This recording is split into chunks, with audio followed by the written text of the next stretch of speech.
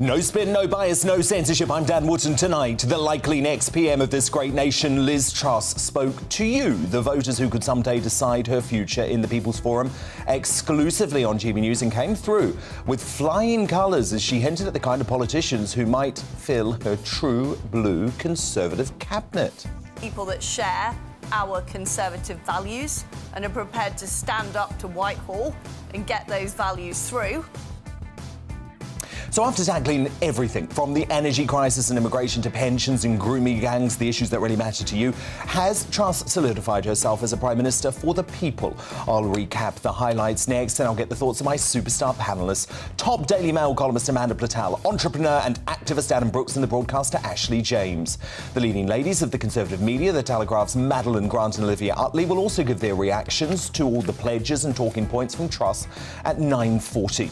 And while she happily faced a grilling from you today, the leadership frontrunner had a much more combative exchange with the mainstream media at the first Red Wall hustings last night. I believe in Britain, unlike some of the media who choose to talk our country down. So, was Truss right to slam the MSM for how they present her tax cut plans and blame them for getting rid of Boris? I say absolutely, but we'll debate it at 10. As ex-leadership candidate Suella Braverman says teachers have no legal obligation to comply with students' preferred pronouns or allow boys to wear a girl's uniform and compete in female sports, is the Attorney-General's intervention against woke ideology plaguing schools welcome? Anyone who questions such an approach is accused of transphobia. In my view, this approach is not supported by the law. It's an uncancelled with a twist this evening as columnist extraordinaire Rod Liddell finally goes head-to-head with superstar panellist Ashley, his biggest critic, after they were at odds over pronouns last week. Don't miss that blockbuster battle at 10:40. Has the thriving Great Barrier Reef debunked the doomsday narrative around climate change? Spiked Online's Brendan O'Neill analyses in tonight's Outsider at 9:50.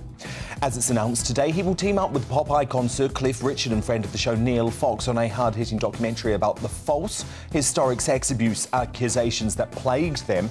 Famed BBC DJ Paul Gambaccini wants answers from DPP turned Labour leader Sir Keir Starmer, the man he calls the Witchfinder General, and his former employer, over the destruction they delivered. The great Gambo joins me at 10:15.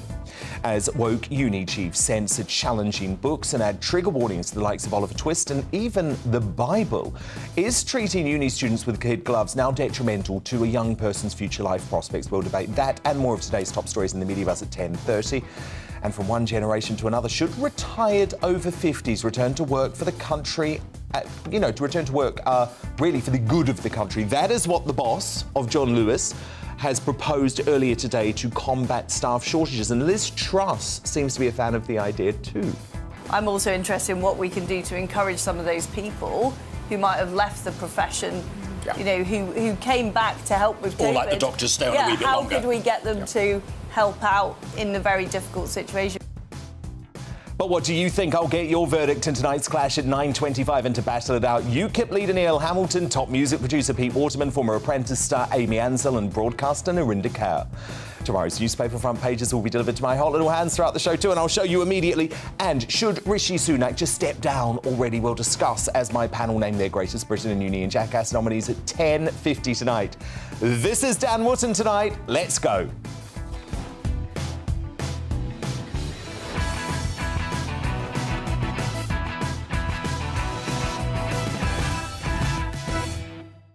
Just one thing first, though. Liz Truss made a barnstorming appearance alongside the unrivalled Alistair Stewart at this evening's People's Forum, but it was GBNews viewers who stole the show. I'm going to tell you how in my digest shortly, but it's interesting her rival Rishi Sunak hasn't yet agreed to be quizzed by you or me.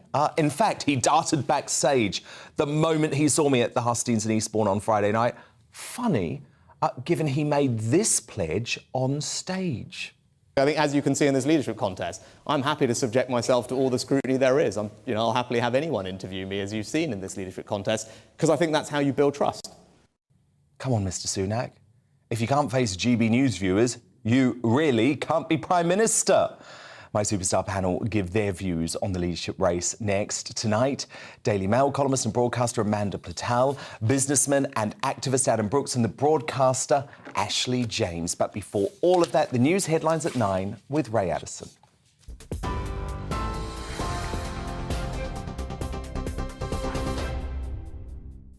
Thanks, Dan. Here's the latest. Liz Truss says she would reverse the national insurance rise on day one of her premiership, but it may take months to introduce. Taking questions from GBNews viewers in Lee as part of the People's Forum, the Tory leadership candidate said she would also address the root cause of high energy bills and stand up to President Putin. Ms Truss says we shouldn't be taking money from people in taxes and giving it back to them in benefits. I would reverse the national insurance rise, and I'd also have a temporary moratorium on the green energy levy. So from day one, families are keeping more of their own money. I will get it in as soon as possible. But that's not day one. That's as soon as possible. I will act on day one to make it happen as soon as possible, but it will happen well before April. When asked about illegal immigration, the Foreign Secretary said she would introduce a British Bill of Rights to make sure the government's Rwanda policy can't be overruled by the European Court. If I'm elected as your Prime Minister, is make the Rwanda policy work by, through the British Bill of Rights, ensuring that we can't be overruled by the ECHR. Because you know that's been a problem, that we had the ruling from the ECHR and that stopped the policy going ahead. Liz Truss has also promised to look again at the case of 300 war widows who lost their pensions after remarrying. I certainly will look at that, and I will look at that issue, because I do think it is very, very unfair that war widows who then remarry are essentially penalised. In other news, a 47-year-old man has died and 3 other people are injured following a series of firearms incidents which took place this morning on the Isle of Skye and in Wester Ross in the Scottish Highlands. Police say a 39-year-old man has been arrested in connection with 3 events which they believe are linked. Officials say there's no wider threat to the public. Manchester City's Benjamin Mendy has pleaded not guilty to an 8th count of rape. The footballer has already denied 7 counts, as well as 1 of attempted rape and 1 of sexual assault. The offences were allegedly committed against 7 women between October 2018 and August of last year. His trial is due to start on Monday. Donald Trump has refused to answer questions into his family business during a deposition with New York's Attorney General. It's part of a civil investigation into whether the Trump Organization inflated real estate values. In a statement, Donald Trump said he had the right to remain silent. He also denied any wrongdoing and claimed the investigation is politically motivated. On TV, online and on DAB+ radio, this is GB News. Time now to go back to Dan Wootton tonight.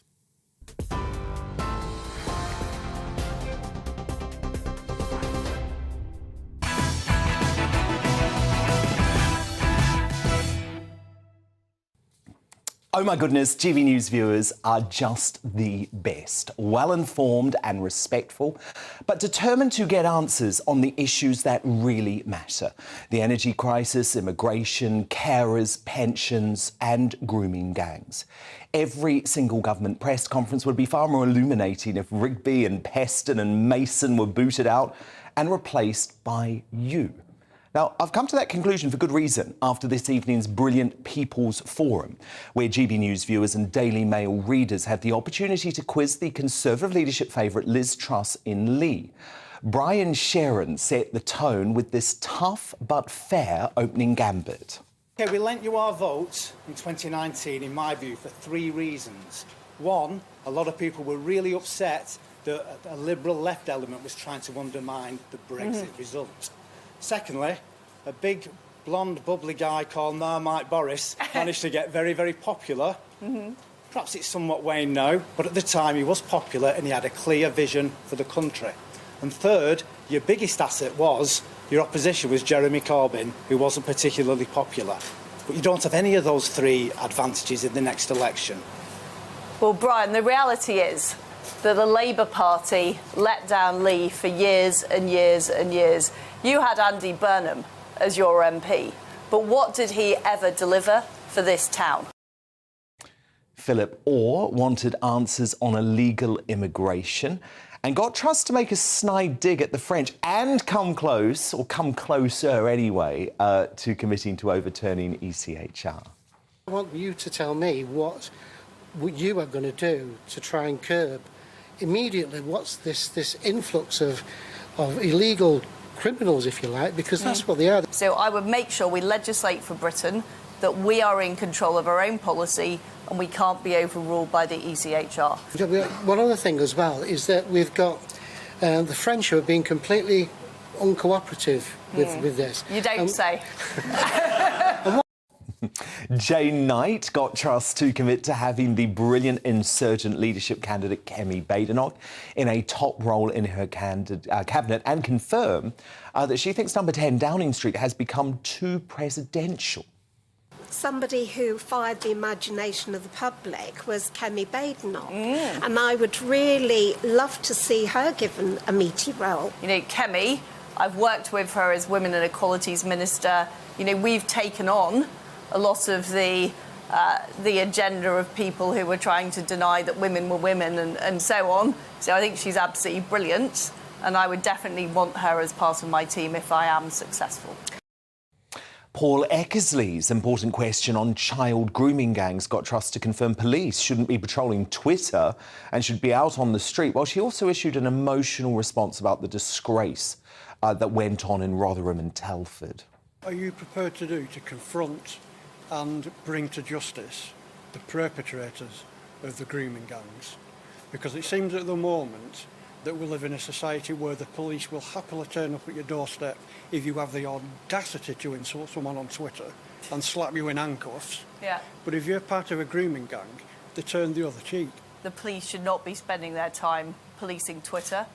They should be on the streets dealing with crime. It is absolutely repulsive what has gone on in places like Rotherham, in places like Telford.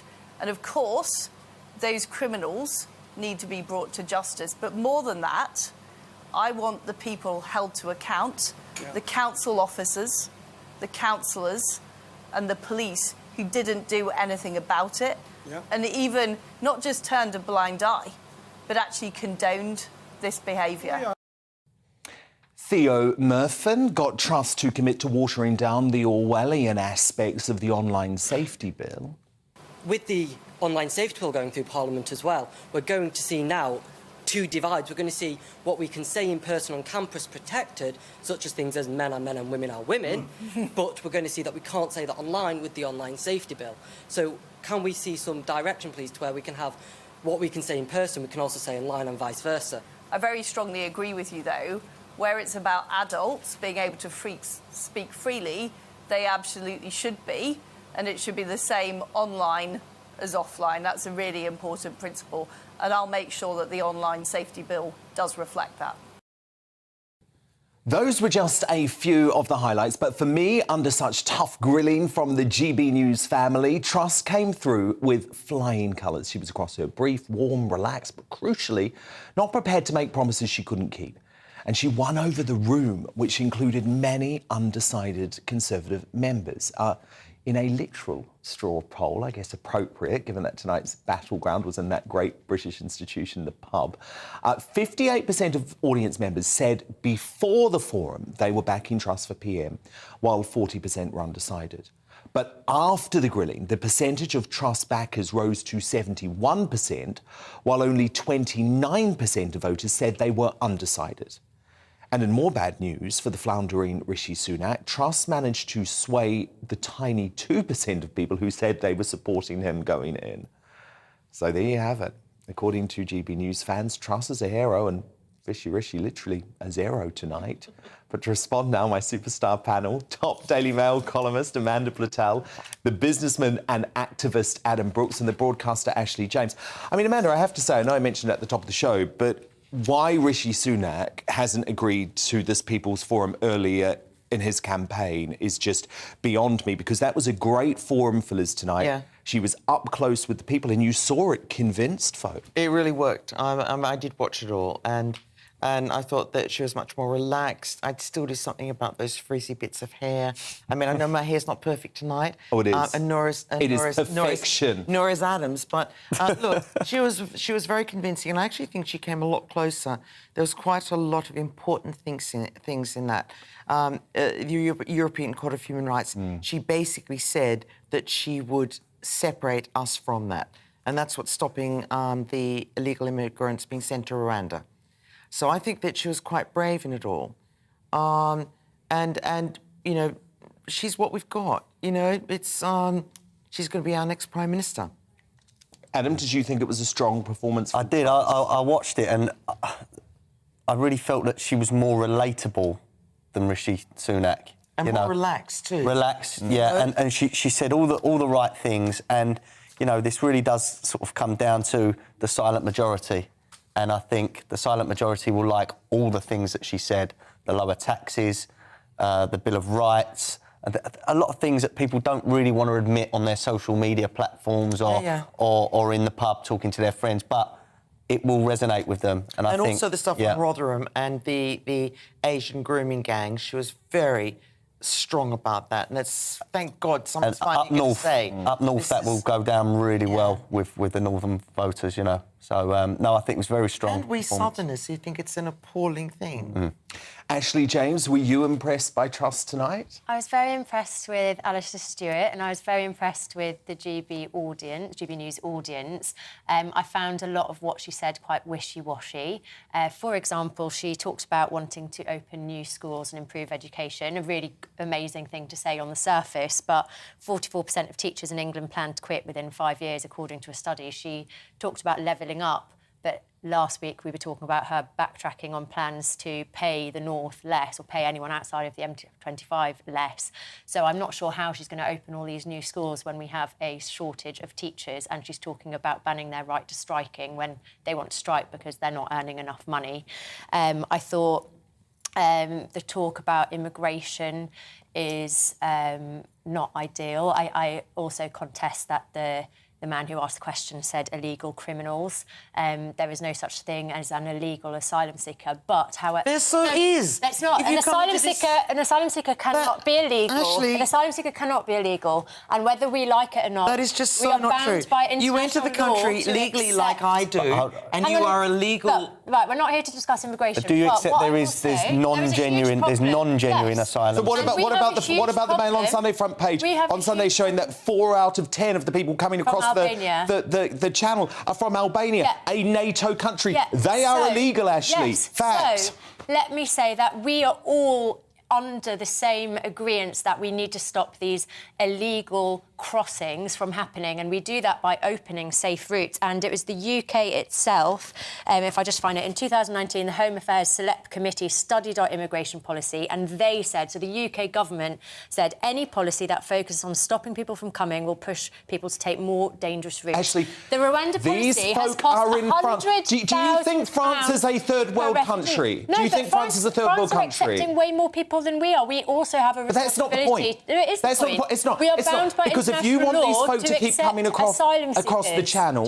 then what you're saying is that the places should be taken away. Some had weapons as well. Some were found with weapons last week. I agree. It's really unsafe. Even it's a national security risk that we have illegal crossings on the channel. We all agree with that. They're illegal. No, illegal crossings on the channel. Asylum seekers and refugees are not illegal. Oh, they so are. They are not. So are. Sorry, legal immigrants, someone who came here through all the processes, who had to fight my way to stay here. There are no legal ways. There are no legal routes. If you sneak how do people from Afghanistan or Syria get here? You are coming here illegally. How do people from Afghanistan or Syria come here? Anyway, my point is about this. Even if you're looking at international law, though, even if you're looking at international law, these asylum seekers are in France, a safe country. They are already accepting, I don't have the statistics on me, but they are already accepting a lot more people than we are. And look, what I was going to say was the Rwanda policy, so far it's cost a ridiculous amount of money, and there's been no... There's going to be more countries, what she said today, doing more deals. £100,000 of our British taxpayer money is being spent per refugee. They could go to Eton and university on the taxpayer for that. What I would like to see are £5 million a day is currently being spent to house these folk in hotels. Yeah, because they're not allowed to work. And the £6 million a day. The government are so short-staffed. They're taking up to 7 years to process people. If they dealt with it really quickly, all the people that we all agree are illegal and shouldn't be here would get sent away straight away, and the people that are allowed here would get put into employment, and therefore it would solve our labour shortage and it would allow people to pay back into the system. Ashley, you're living in fantasy land. This is £100,000 Alison in Wonderland talk. I mean, if anything, Daddy. Amanda, actually, and I agree with Nigel Farage, who reacted after the People's Forum, I actually think Truss should have been stronger on illegal immigration today. I do as well, but I think that you've missed, and I'm really surprised and disappointed in you, Dan. No. I have to say, Slap. What have I done wrong? You have missed probably the most pertinent thing in her I know what you're in that whole say. interview tonight. I know what you're going to She say. claims Larry the cat loves her. OK, do you know that there has never been an occupant of number 10 who actually had their own cat? Now, how would Dirk, sitting at home watching you, think about that? How would Ted feel watching me tonight? There has never been a cat owning, not just having a cat that you shuffle out and that the doorman pats.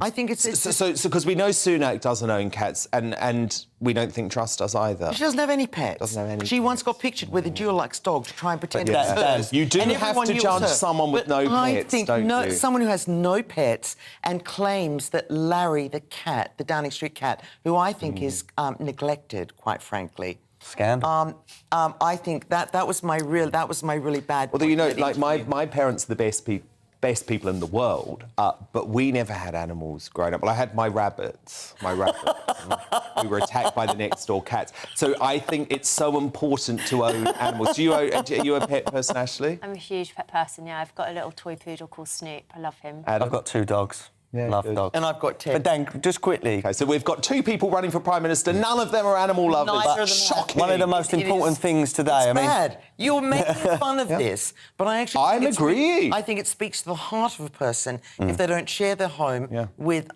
some little Ukrainian but it's too refugee late. animal. It's too late. And she's making a pitch to the animal lovers, and I guess... Dan, a lot of these policies we're talking about resonate with voters. Yeah. But it's the members that make a decision. And I think one of the most important things she said today was that she hinted at Kemi Badenoch being in her cabinet. Great. And that is really going to go down well with the Tory members. Indeed. I agree with you. Thank you. Wow. Okay. Adam Brooks. I agree with you. Amanda Platel, Ashley James. Do stand by. Do you know, this is my AAA panel. Jamie, our floor manager, said this for the first time earlier. And Amanda just thought that we meant, you know, that A star, you know, AAA. Yeah, no, Amanda, your names all start with an A. Have you got it now? Thank you, Is that because I'm Alice in Wonderland as well? Now, still to come at 9:40, the Conservative media's leading ladies, Daily Telegraph stars Madeline Grant and Olivia Utley, give their reactions to all the pledges and talking points from Truss and the People's Forum. But first, should retired over 50s return to work for the good of the country? Well, UKIP leader Neil Hamilton, top music producer Pete Waterman, former Apprentice star Amy Ansell and broadcaster Nerinda Kerr battle it out next, as ever. I want to know what you think about this. If you're retired and over 50, maybe you're not too keen on this pressure coming. Email me, dan@gbnews.uk.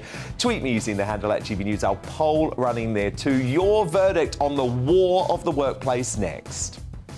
Hi there, Aidan McGivern here with the latest forecast from the Met Office.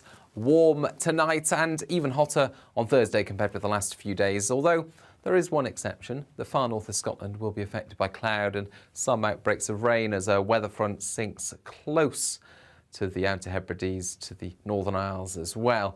Otherwise, high pressure across the rest of the UK brings fine, dry and clear conditions overnight. I think eastern parts of England will be affected at times by low cloud, mist and fog, likewise for parts of Northern Ireland. But we've also got this area of cloud and rain increasingly affecting the far north of Scotland. 10, 11, 12, 13 for Scotland, Northern Ireland, 15 to 17 overnight for England and Wales. So a warm and, in places, uncomfortable night for sleeping. A fine start to the day, though, for the vast majority. Plenty of sunshine across the UK. The one exception, once again, the far north and northwest of Scotland, where there will be some outbreaks of rain continuing through the day, although that will ease later. And then temperatures peaking. Eastern Scotland, 30 Celsius, 33 for the heart of England and East Wales. And it's going to turn even hotter during the next few days. A warmer night to come on Thursday nights, and once again, cloudy skies for the north of Scotland. 1 or 2 mist patches in the east of England, but otherwise clear spells for many, and temperatures not dropping far below the high teens. So those oppressive conditions by night are returning. And then another very warm, hot day to come for much of the UK on Friday. I think a bit cooler for the east of Scotland, northeast England, where there will be some mistiness around the beaches, and there'll be increasingly cloudy stuff there for the north of Scotland once again. But elsewhere, plenty of sunshine for Friday and Saturday. Temperatures peaking by Saturday up to 35 or 36 Celsius.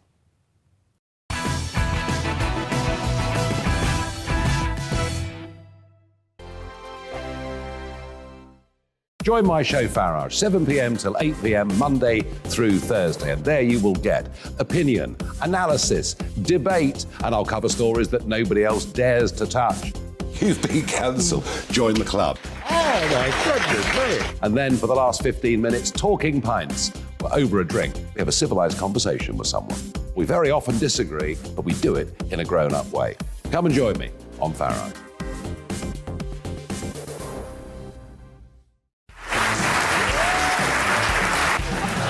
My name is Andrew Doyle. Join me every Sunday evening at 7 p.m. for Free Speech Nation. This is a show where we address current affairs and news stories of the week with the help of 2 wonderful comedian panellists. I brought in comics because I want to give it a lighter edge, and also they work for less. See you there.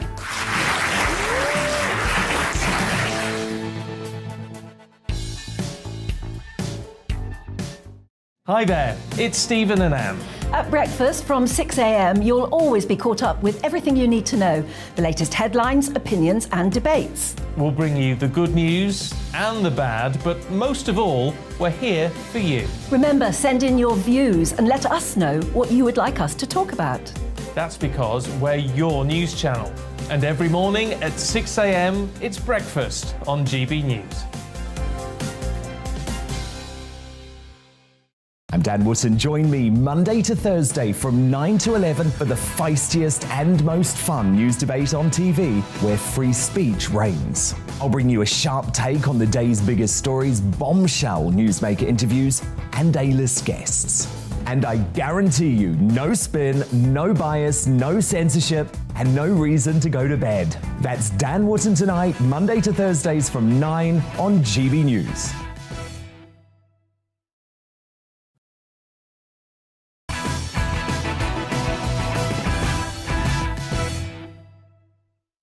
The Conservative media's leading ladies deliver Utley and Madeline Grant on the way, plus Brendan O'Neill too. But first, time for the clash.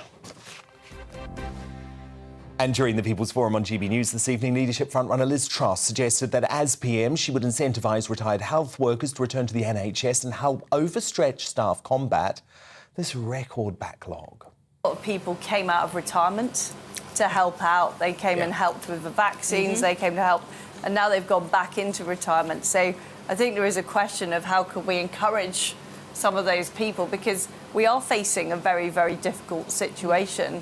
You know, it's a one-off situation because of the backlog caused by COVID. So I'm also interested in what we can do to encourage some of those people who might have left the profession, you know, who came back to help with COVID. Or like the doctors stay on a wee bit longer. How could we get them to help out in the very difficult situation? Because at the moment, as you rightly say, there's just huge pressure on those who are in hospitals, those who are in GP surgeries as well. I mean, there's Now, her comments actually echoed those of the head of John Lewis, Dame Sharon White, who has urged retired over 50s to return to the workforce amid a critical labour shortage plaguing the nation as a whole. According to the ONS, around 1 million people in the UK have left work since the start of the pandemic, the majority of whom were aged between 50 and 70 and taking a hard-earned retirement. But White, who's run the department store group since 2020, worried inflation rates that are predicted to rise to as much as 13%, combined with record high job vacancies, could doom the economy to a period of stagflation marked by persistently low growth.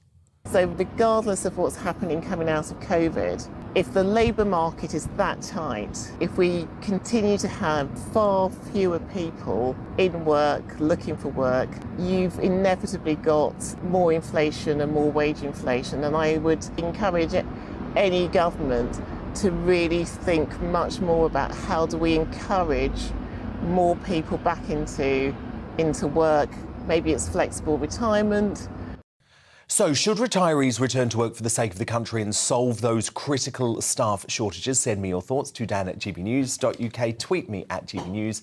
Vote in our poll. But duking it out first, UKIP leader Neil Hamilton, renowned music producer Pete Waterman, former Apprentice star Amy Ansell and broadcaster Narinder Kaur. So, Pete Waterman, what do you say to folk who've retired in over 50? For the good of the country, you should return to work?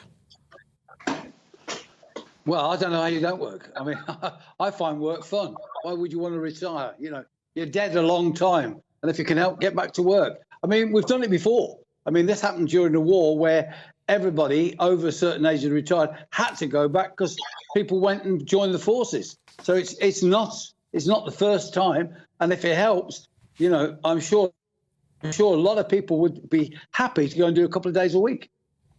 Neil Hamilton, you disagree?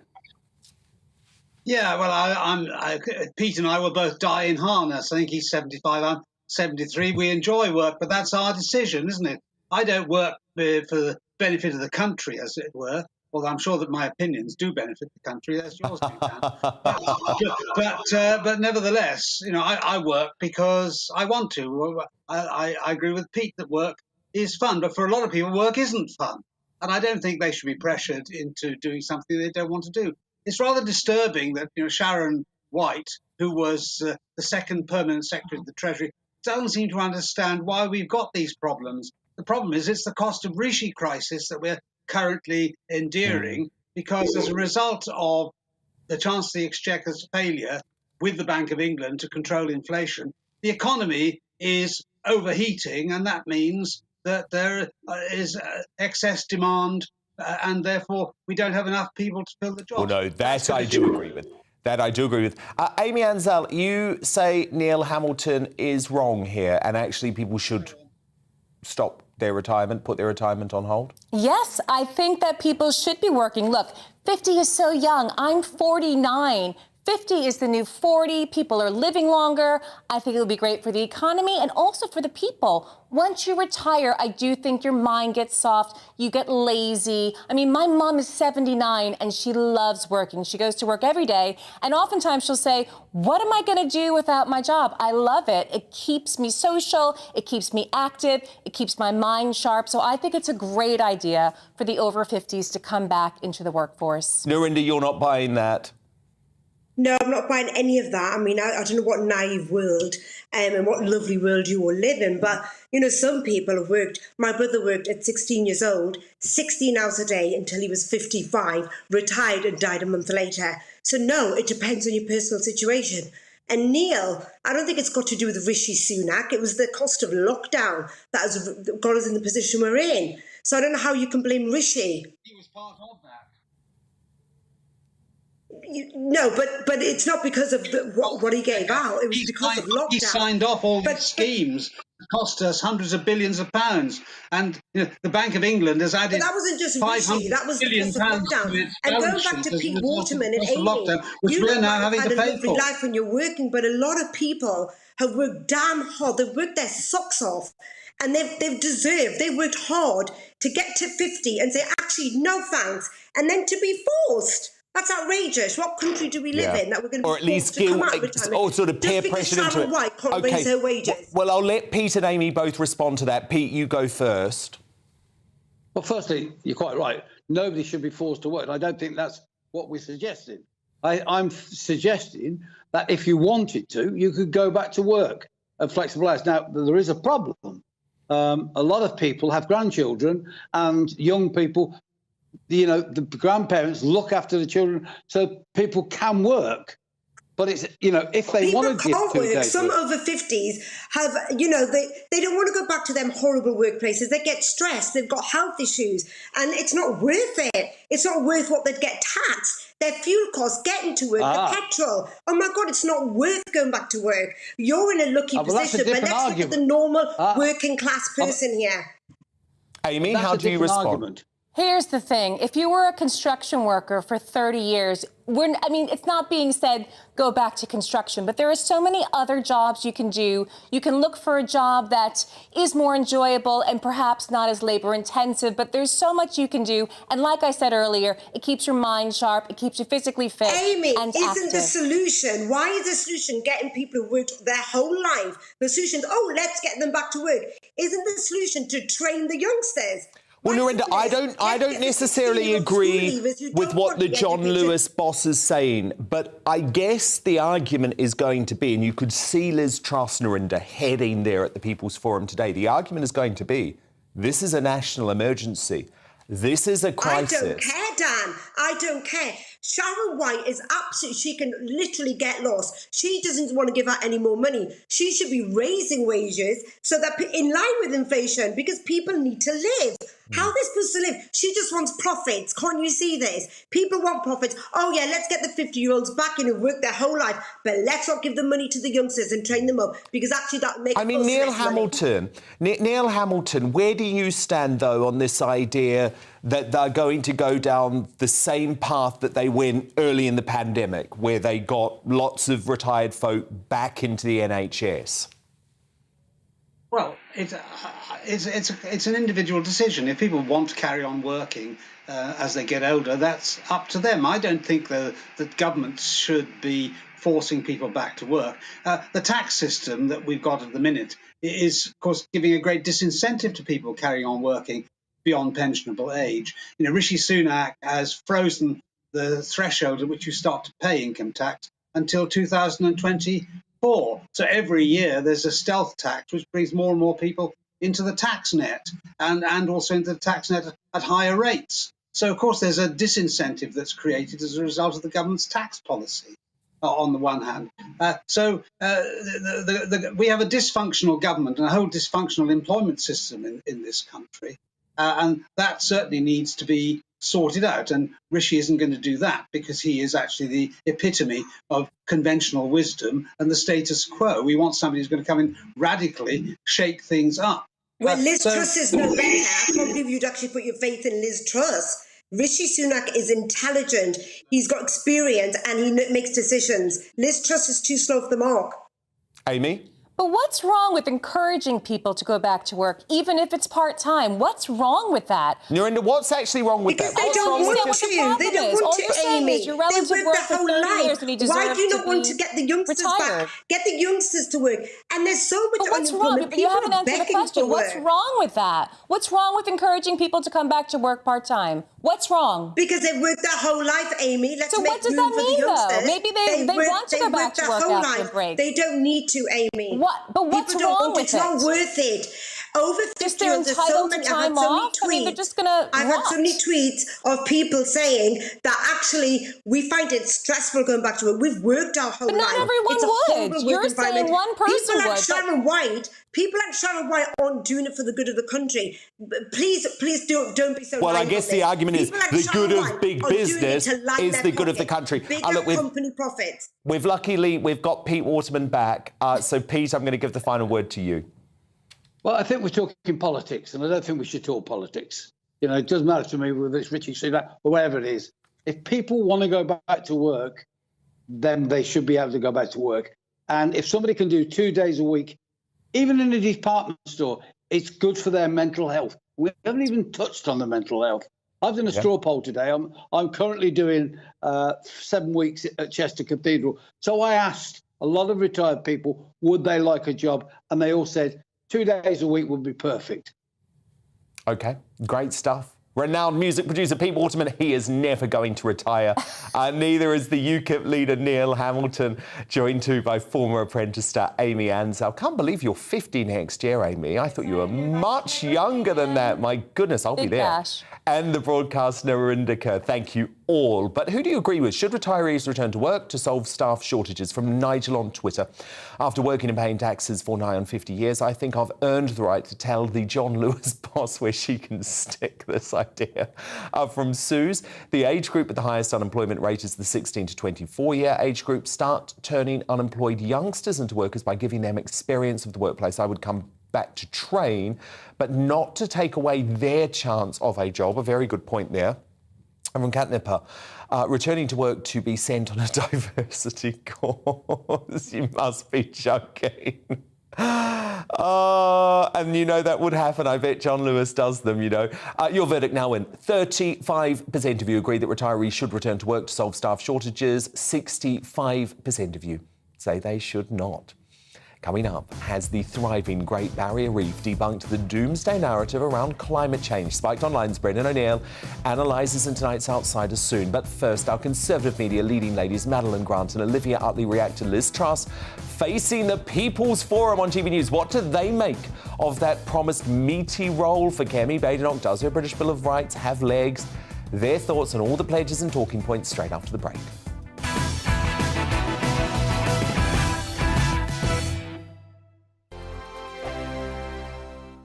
Join my show Farage, 7 p.m. till 8 p.m. Monday through Thursday. And there you will get opinion, analysis, debate, and I'll cover stories that nobody else dares to touch. You've been cancelled. Join the club. Oh, my goodness me. And then for the last 15 minutes, talking pints. We're over a drink. We have a civilised conversation with someone. We very often disagree, but we do it in a grown-up way. Come and join me on Farage.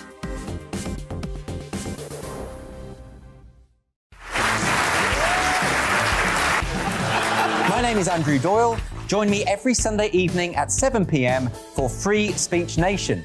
This is a show where we address current affairs and news stories of the week with the help of two wonderful comedian panellists. I brought in comics because I want to give it a lighter edge, and also they work for less. See you there.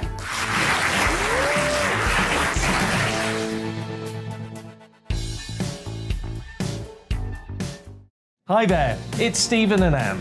At breakfast from 6 a.m, you'll always be caught up with everything you need to know, the latest headlines, opinions and debates. We'll bring you the good news and the bad, but most of all, we're here for you. Remember, send in your views and let us know what you would like us to talk about. That's because we're your news channel. And every morning at 6 a.m, it's breakfast on GB News. I'm Dan Wootton. Join me Monday to Thursday from 9 to 11 for the feistiest and most fun news debate on TV, where free speech reigns. I'll bring you a sharp take on the day's biggest stories, bombshell newsmaker interviews, and A-list guests. And I guarantee you, no spin, no bias, no censorship, and no reason to go to bed. That's Dan Wootton tonight, Monday to Thursdays from 9 on GB News.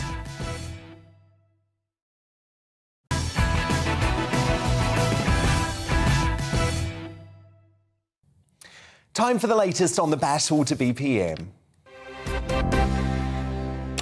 As we saw earlier in the show, Liz Truss looked every bit our next Prime Minister as she took the questions from GB News' straight-talking viewers at the People's Forum earlier. She told Jane Knight that she wants a cabinet full of true blue Conservatives who can help wage her war on the Whitehall blob. There was a thinly veiled dig at Snaky Sunak for good measure too. Watch. And what I will be looking for, if I am selected as Prime Minister, is three things in my team. First of all, people that are competent. Secondly, people that share our Conservative values and are prepared to stand up to Whitehall and get those values through. And the third thing is people that are loyal and don't spend their time briefing the press and talking to the press, spend their time getting on with the job. That's what's important to me. What's your reaction to that? I particularly like the bit at the end about loyalty. You can read as much into that as you choose. Fishy Rishi, meanwhile, took his fight to his comfort zone, the BBC, but he still found himself floundering under minor pressure. Take a look at this. I managed to start changing the funding formulas to make sure that areas like this are getting the funding that they deserve. Because we inherited a bunch of formulas from the Labour Party that shoved all the funding into deprived urban areas, then that needed to be undone. I started the work of undoing that. What the Conservatives meant when they talked about levelling up is we're going to give money, hold on, we're going to give money to Royal Tunbridge Wells, not to Wigan or Sunderland or Wolverhampton. Oh, hang on, we're doing all of that. But where have I been in the last couple of days? To give you two examples. I was in the Isle of Wight. Where was I last night? In Darlington. Now, Darlington is not a big city. But Darlington and Teesside is still a place where I want to make sure government investment is coming. Now, we've got a lot to get through, but it's not a big emergencies. city, and that's what I was talking about. Well, to analyse the Tory leadership rivals' respective performance, let me bring in two of the Conservative media's leading ladies, the Daily Telegraph's assistant comment editor Olivia Utley and the columnist for the Daily Telegraph and parliamentary sketch writer Madeline Grant. So, Madeline, what did you make of it? Well, I thought it was a really great debate today. I was really impressed by the way that Alistair Stewart decided to chair everything. He very sensibly, I think, took out a lot of the kind of the spin and the middleman, and he just went straight to the questioners.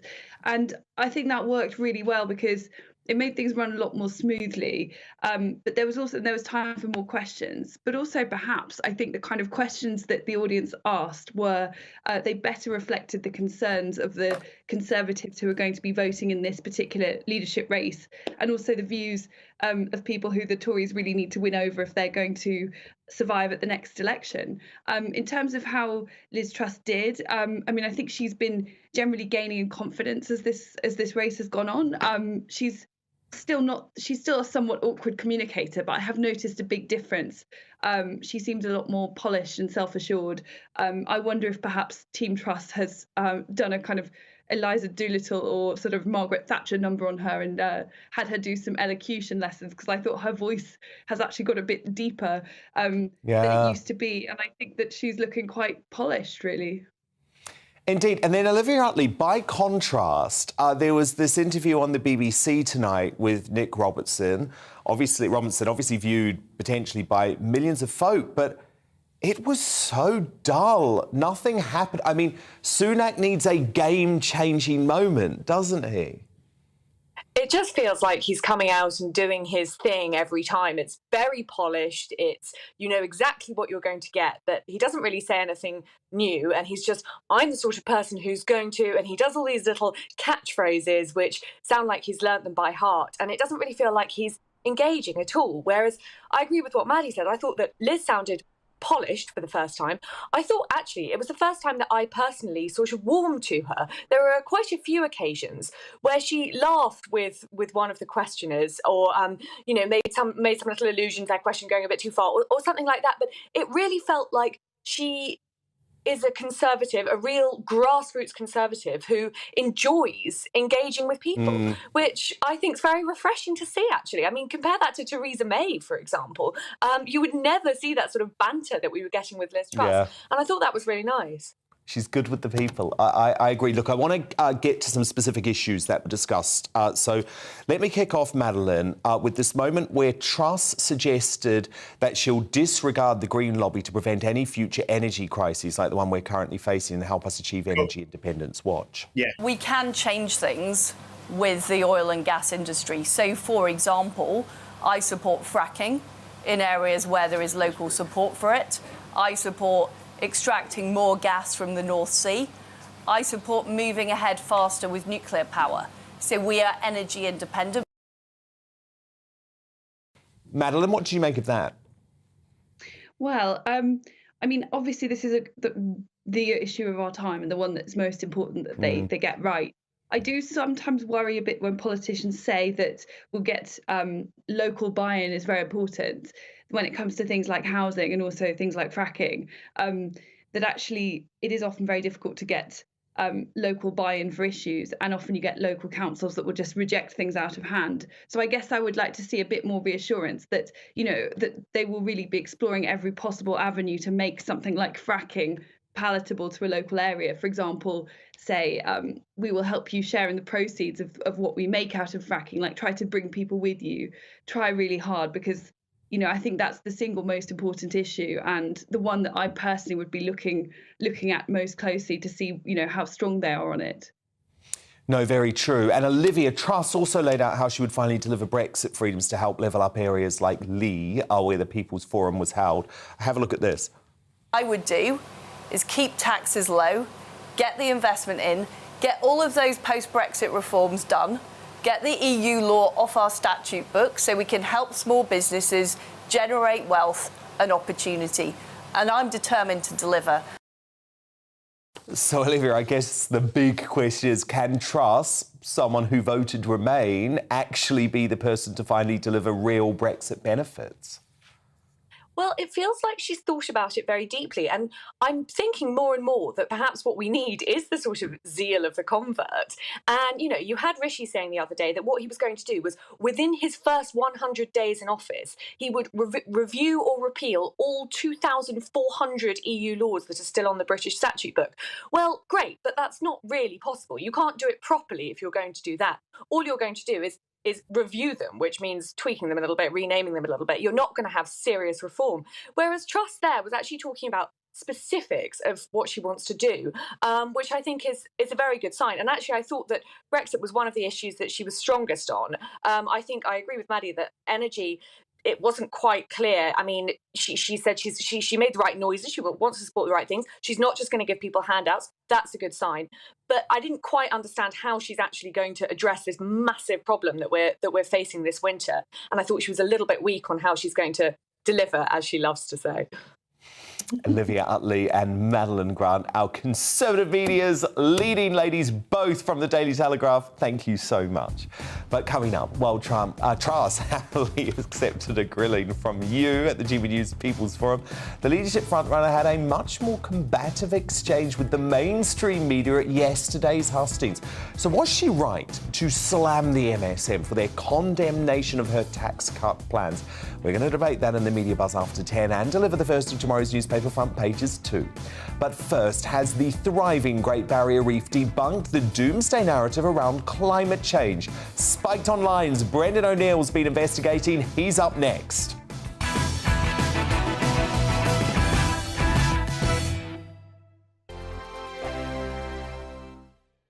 Join my show Farage, 7 p.m. till 8 p.m. Monday through Thursday. And there you will get opinion, analysis, debate, and I'll cover stories that nobody else dares to touch. You've been cancelled. Join the club. Oh, my goodness me. And then for the last 15 minutes, talking pints. We're over a drink. We have a civilised conversation with someone. We very often disagree, but we do it in a grown-up way. Come and join me on Farage.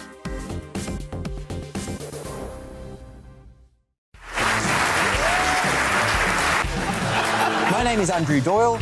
Join me every Sunday evening at 7 p.m. for Free Speech Nation. This is a show where we address current affairs and news stories of the week with the help of two wonderful comedian panellists. I brought in comics because I want to give it a lighter edge, and also they work for less. See you there.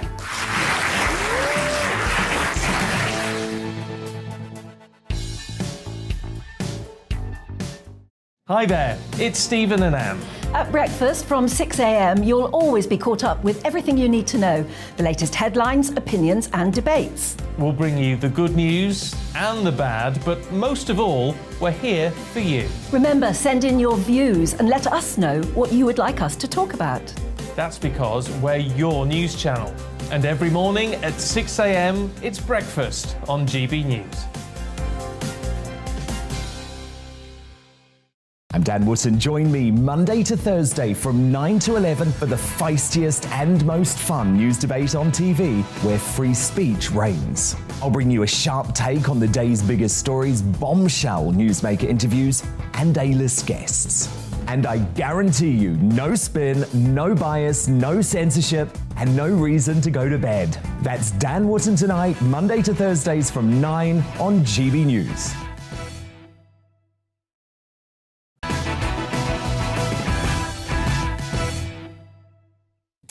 Paul Gambaccini and Rod Liddle on the way, but first, Brendan O'Neill is tonight's outsider. Now, what has been described as a major environmental scandal, the apparently doomed Great Barrier Reef in Australia has not only recovered from critical damage, parts of it have never been better. As recently as May, we were being told to kiss goodbye to the majestic 1,500-mile coral structure by hysterical environmentalists who warned that global warming was killing it off.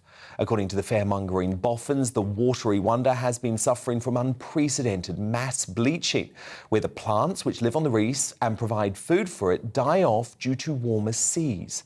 Well, all of that has been thrown out the window by a bombshell new report conducted by the Australian Institute of Marine Science, which reveals that coral cover across 2/3 of the reef is now at its highest level in 36 years of observations. So something fishy's going on here, and as Ross Clark writes in The Spectator, the speed of the recovery of coral is remarkable. In 2016, the entire reef was declared dead in an obituary published in the environmental magazine Outside.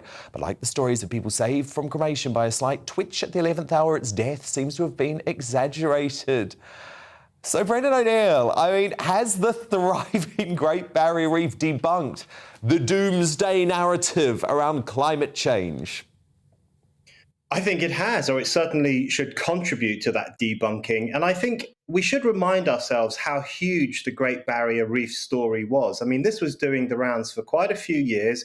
We were told about it all the time in almost every climate change discussion I've been a part of over the past few years. People would raise the Great Barrier Reef and its death and the fact that the plants were dying and therefore the animals would die and this wonderful piece of land would be destroyed by evil humankind.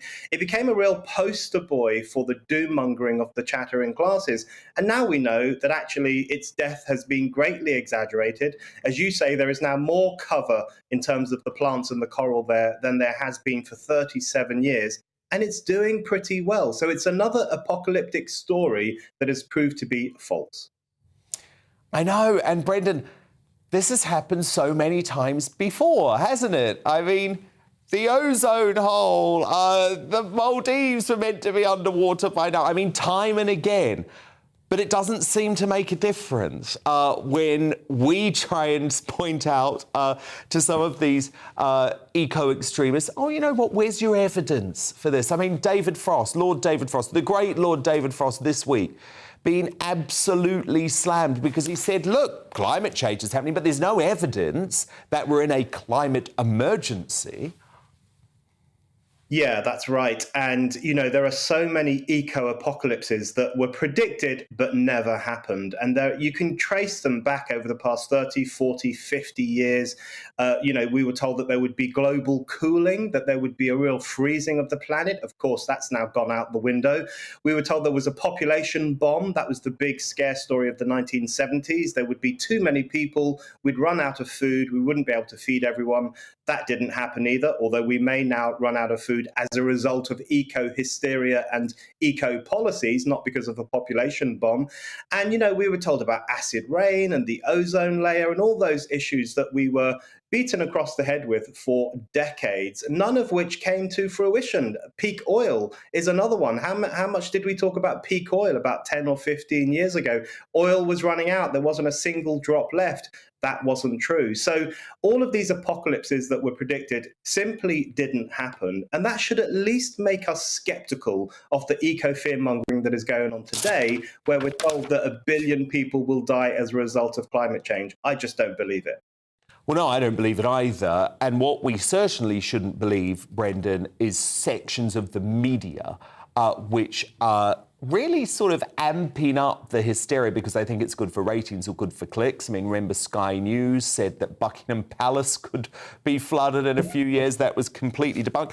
The Guardian's coverage of this has been absolutely telling. I mean, they're devastated, Brendan. They're devastated that the coral reef has been saved, the Great Barrier Reef has been saved, and they don't want to admit it. I mean, listen to their report.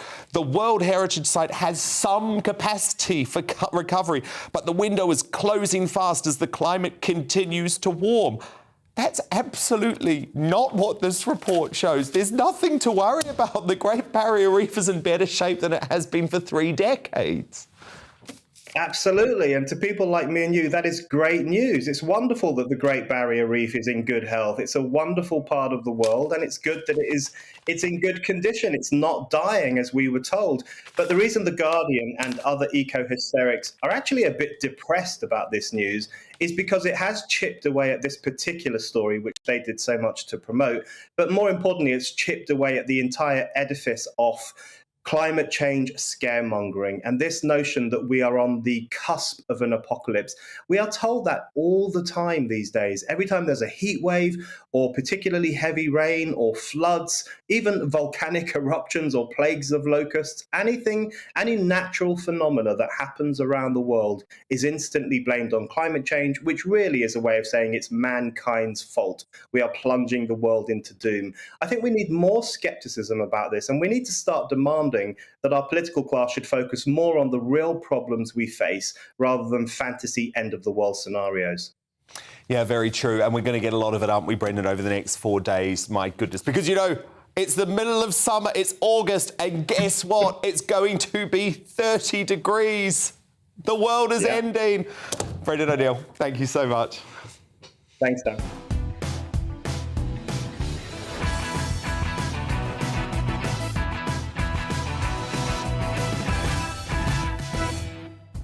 It's 10 p.m. I'm Dan Wootton. Tonight, as our probable next PM, Liz Truss happily faced questions from the great British public at the People's Forum exclusively on GBNews today and hinted at the kind of folk she wants in her cabinet.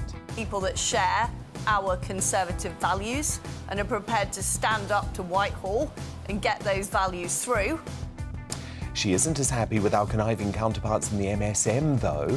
Excuse me for framing the question my own way, but can I just frame it this way? You're framing it in a left-wing way. Tom, I'm afraid the whole media does this all the time. Right, we're all left-wing.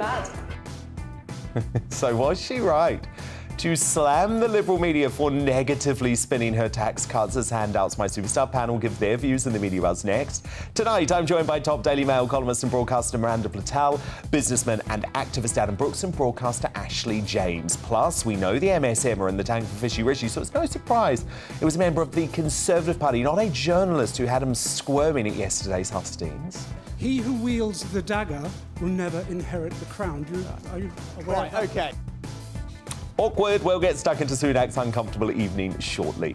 As ex-leadership candidate Suella Braverman says, teachers have no legal obligation to comply with students' preferred pronouns or let boys compete in female sport. Is the Attorney-General's intervention against woke ideology plaguing schools welcome? Columnist extraordinaire Rod Liddle spars with superstar panellist and relentless critic Ashley after they were at loggerheads over pronouns last week. That's a special edition of Uncancelled coming up at 10:40. But it seems wokeism has infected our education system from top to bottom after it's revealed uni chiefs now censoring challenging books to protect snowflakes.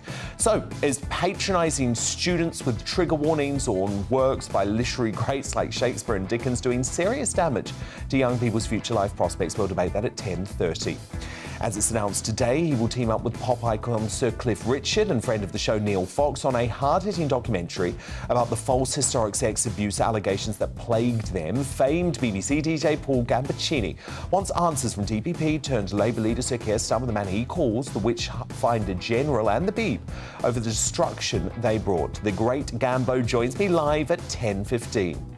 You'll also get a first look at tomorrow's newspapers as soon as they drop, and as ever, a brand new Greatest Britain and Union Jackass revealed before the night is out. But before all of that, on a very busy show, the news headlines with Ray Addison.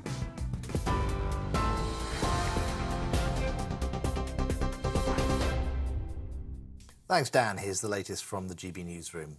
Liz Truss says she would reverse the national insurance rise on day one of her premiership, but it may take months to introduce.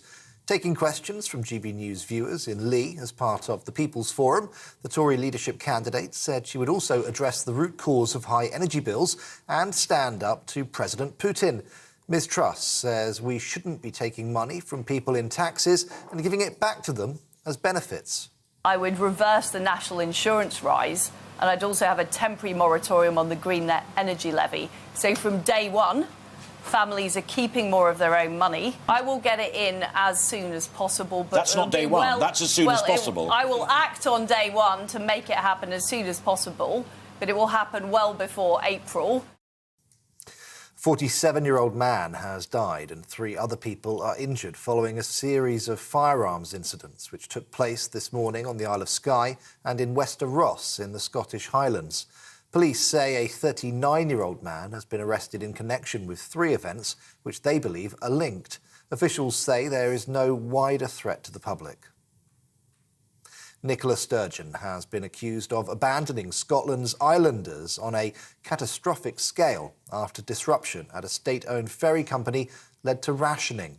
Some shops were forced to ration essential items such as milk and bread over the weekend after a Calmac ferry was taken out of service for the third time in as many weeks. Politicians representing island communities have written a letter to Scotland's Transport Minister urging action to be taken. Donald Trump has refused to answer questions into his family business during a deposition with New York's Attorney General. It's part of a civil investigation into whether the Trump Organization inflated real estate values. In a statement, Donald Trump said he had the right to remain silent. He also denied any wrongdoing and claimed the investigation is politically motivated. And British author and illustrator Raymond Briggs, best known for the Snowman book, which was turned into a popular animated film, has died at the age of 88. More than 5.5 million copies of the book have been sold globally, and the film has been shown every Christmas since it was created in 1982. Publisher Penguin Random House said he leaves an extraordinary legacy. On TV, online and on DAB+ radio, this is GB News. Time now for Dan Wootton Tonight.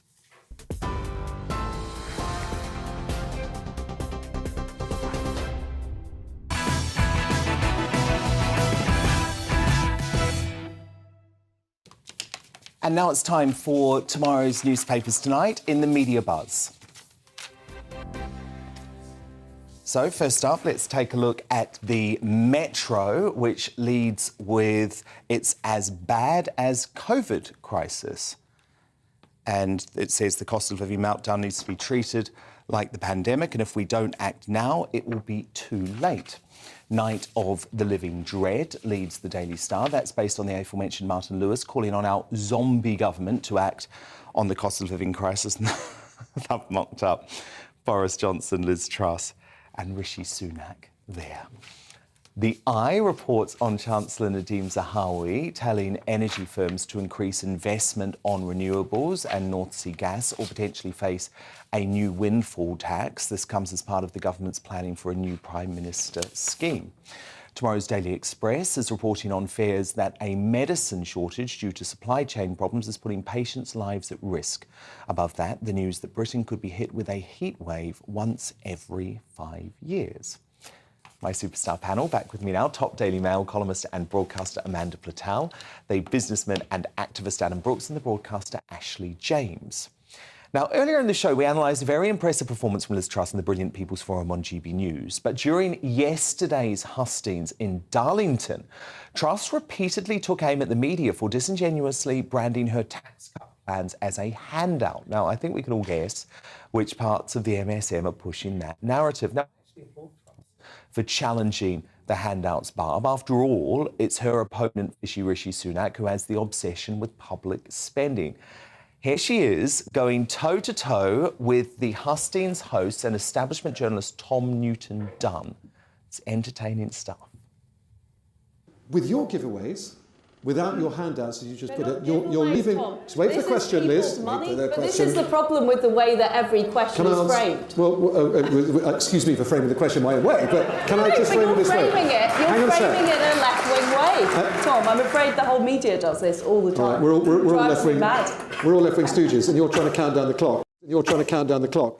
Are you clear Boris Johnson's downfall was of his own making or someone else's? The media. It sounds like you're being blamed, Tom, and, you know, who am I to disagree with this excellent audience?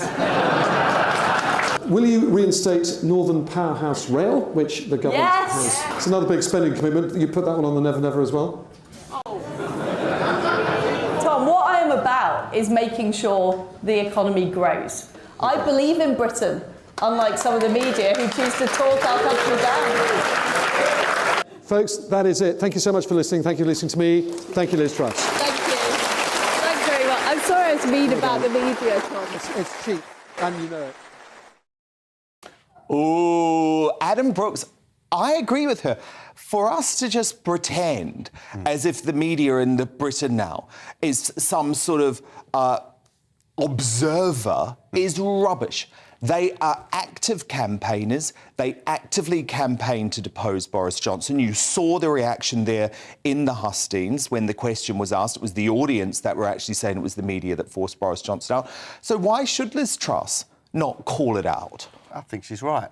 I think the last 6 years, whether it be Brexit, COVID, the heat wave and such, I think the mainstream media has been, you know, they've been activists.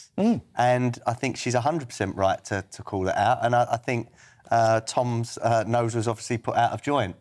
But, you know, it's refreshing to hear someone like Liz saying, I believe in Britain, unlike some in the media. And she's 100% correct. Amanda, you're conflicted on this. I am, Dan. Why? You don't shoot the messenger. I mean, she's out there. She's got God's own newspaper, the Daily Mail, supporting her. Yeah. She's got the Telegraph. She's got the Express. She's got the biggest selling chunk of the mainstream media. The Evening Standard came out for her today. Evening Standard in London. You know, it just seemed. I think it's always quite demeaning when you attack the messengers. Yeah, but you even said that the media got rid of Boris. You've said that on previous shows. So she was right, in my opinion, to say that. Well, I respect your opinion, Adam, but quite frankly, Tom Newton-Dunn with his 5 viewers on Talk TV, I don't think... What? I don't think we should... Who? Well, that's about how many he gets on that show.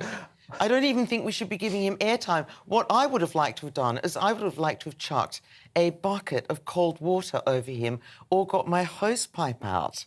Well, I mean... And hosed it down. I feel his pain tonight, let me tell you. I feel his pain. I understand how he feels.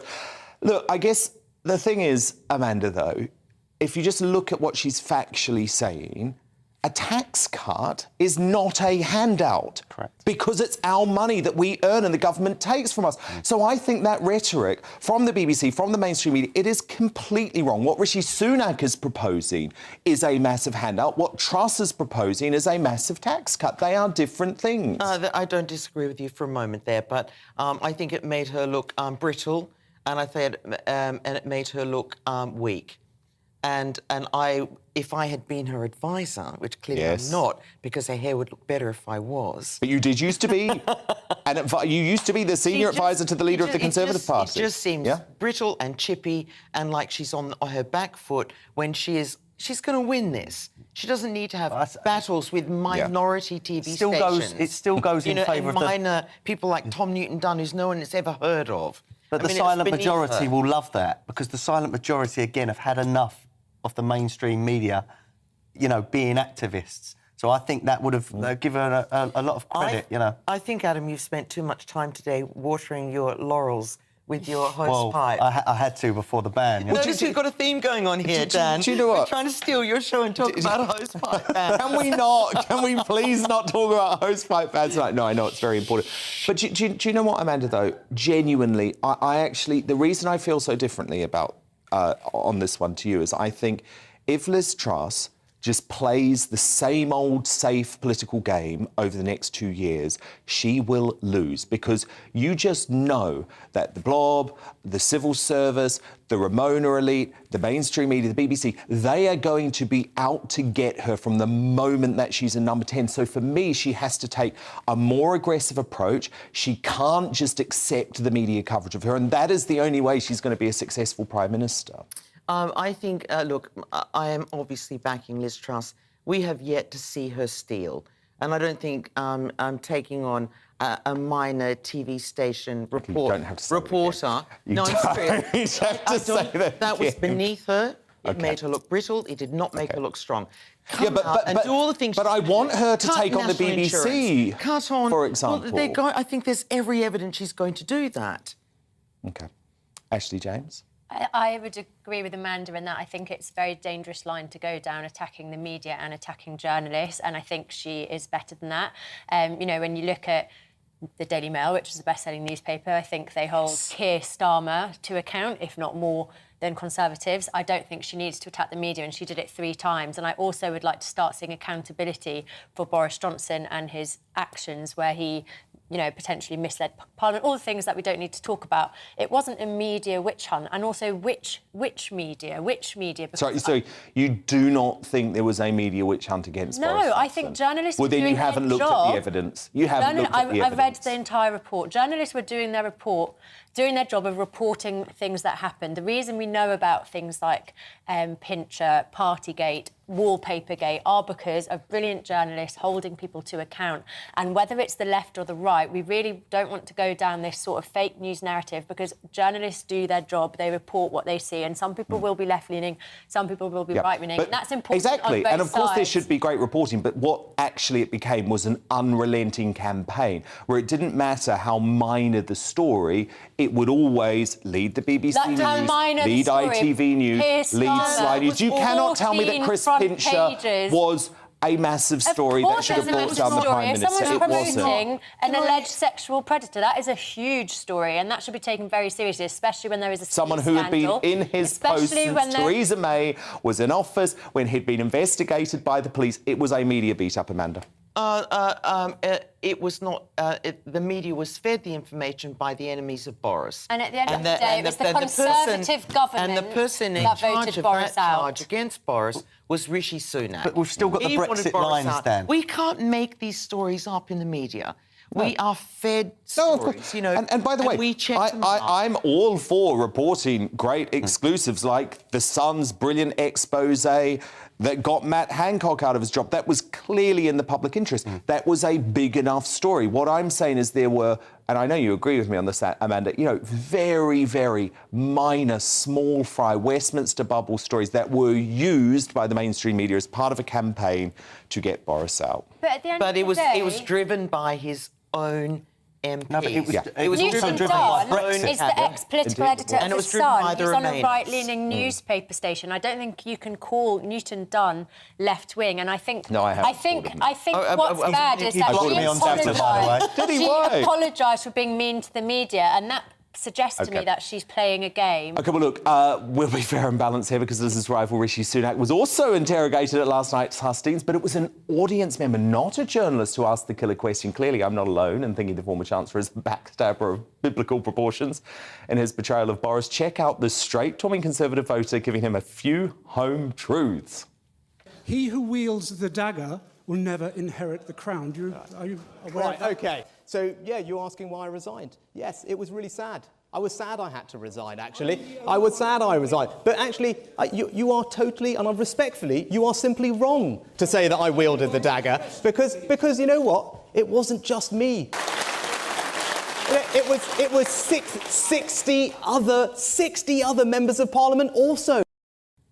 I wish you'd come off it. If only your arguments were as sharp as that knife of yours. But, and I'm not going to take the blame for this, we owe Rishi an apology. Earlier on in the show, we, or rather Amanda Patel, claimed the leadership candidates were not animal lovers. However, Amanda, Rishi does have a beautiful Labrador Retriever named Nova. I want you to withdraw your comment and apologise immediately. Do your research, Amanda. For such a formidable journalist, one of the country's top columnists, and there you are accusing Rishi of hating animals. He's got a little Nova. And I completely apologise. But he doesn't have a cat, does he? So No, and that's the true sign apologise. of a I'm good sorry to person, have let you down. a cat owner. If I had any water in my house, so I'd put a bucket over my head. But because of the hosepipe ban, I can't. Yeah, I've heard, by the way, at the moment you're currently watering your next-door neighbour's garden, and you intend to continue doing so. I do. Yeah.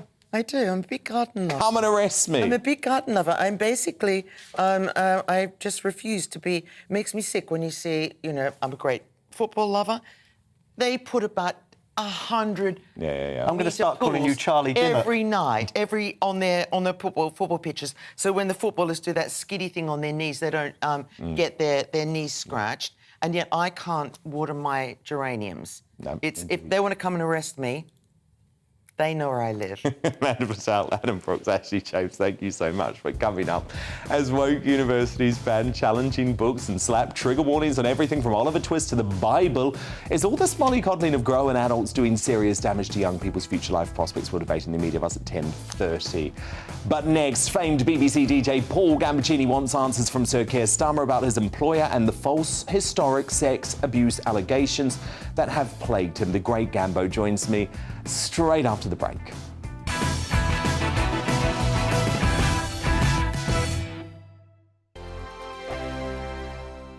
Join my show Farage, 7 p.m. till 8 p.m. Monday through Thursday. And there you will get opinion, analysis, debate, and I'll cover stories that nobody else dares to touch. You've been cancelled. Join the club. Oh, my goodness me. And then for the last 15 minutes, talking pints. We're over a drink. We have a civilised conversation with someone. We very often disagree, but we do it in a grown-up way. Come and join me on Farage.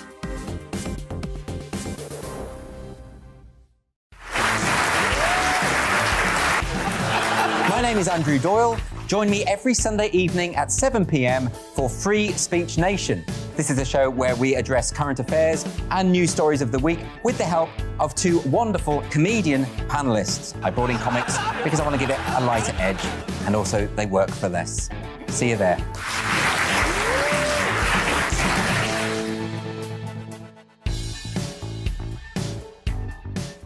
Hi there, it's Stephen and Anne.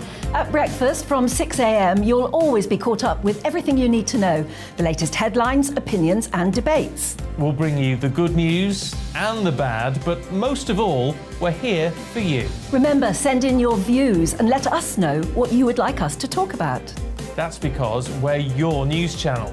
And every morning at 6 a.m, it's breakfast on GB News. I'm Dan Wootton. Join me Monday to Thursday from 9 to 11 for the feistiest and most fun news debate on TV, where free speech reigns. I'll bring you a sharp take on the day's biggest stories, bombshell newsmaker interviews, and A-list guests. And I guarantee you, no spin, no bias, no censorship, and no reason to go to bed. That's Dan Wootton tonight, Monday to Thursdays from 9 on GB News.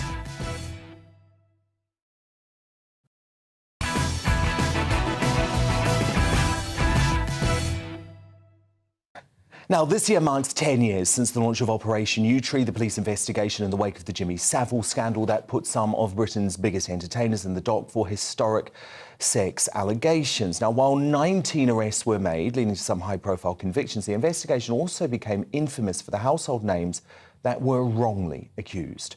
Among them was pop megastar Sir Cliff Richard, radio DJ Paul Gambaccini, and former pop idol judge and DJ Dr. Neil Fox. An announcement earlier today revealed that a brand new documentary is in the pipeline titled The Accused: National Treasures on Trial, which will explore the catastrophic impact that these false accusations had on their lives. Sir Cliff and Gambaccini also joined forces in June when they launched a campaign calling for suspects to receive anonymity unless they are charged, so others don't have to go through their horrific ordeal. Speaking at that launch event, Gambaccini added that the then Director of Public Prosecutions, current Labour leader Keir Starmer, was, quote, the witchfinder general, and that the failures of Operation Yewtree can all be traced back to him. And I'm delighted to say that Paul Gambaccini joins me live in the studio. So, Paul, big announcement today, TV project with Cliff Richard, Dr. Neil Fox is a real friend of the show, actually, he's on regularly. Right. And your good self. What are we going to learn? Well, for one thing, my husband Chris is in it, and Neil Fox's wife is in it. Nice. So that means you get to see the damage that is done to the people in your life. Not just you. No. Family and friends suffer terribly. And I think we could talk about this for hours, and I could tell you about the ludicrous accusations that the police let through because they were ordered to. You mentioned Keir Starmer. I went to Michael Gove when he was Justice Minister because those of us who found ourselves in the position of being ludicrously accused, and remember there were a few genuine offenders, and then there were the middle category, which is the real tough one. The accused and the accuser had met. What happened? What's the perspective? That's tough. But then there's our group where we didn't even know these people. And so we all were thinking, who thought this was a good idea? And so I asked Michael Gove, and he said, well, the National Police College said it started with Keir Starmer, with his change of philosophy, which I'm sure you're familiar. Which was believe all accusers. Yeah. And by the way, I know that terminology is, yes, because you think they should be referred to as accusers until the person is found that's guilty. just logical. Yeah. And if you're going to make an argument in the English language, you should use the English language properly. I agree. I completely agree. So you describe him as the witchfinder general. Well, because it started with him.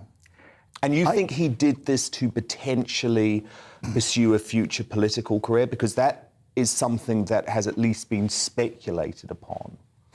Well, let's put it this way. I don't know for sure, but it sure would be consistent with what I do know. You know, I was on TV-AM for years, breakfast television, Camden Town, and walking to the tube station, I would often see Frank Dobson, MP, because the Labour headquarters was right near the tube station. And you were a big Labour supporter, we have to say, as well. This isn't political for you. Yeah, in my life, I have supported all the parties at different times. Yeah, but you're certainly not someone who was opposed to the Labour Party. You No. I was... here is something which is you. Completely grotesque.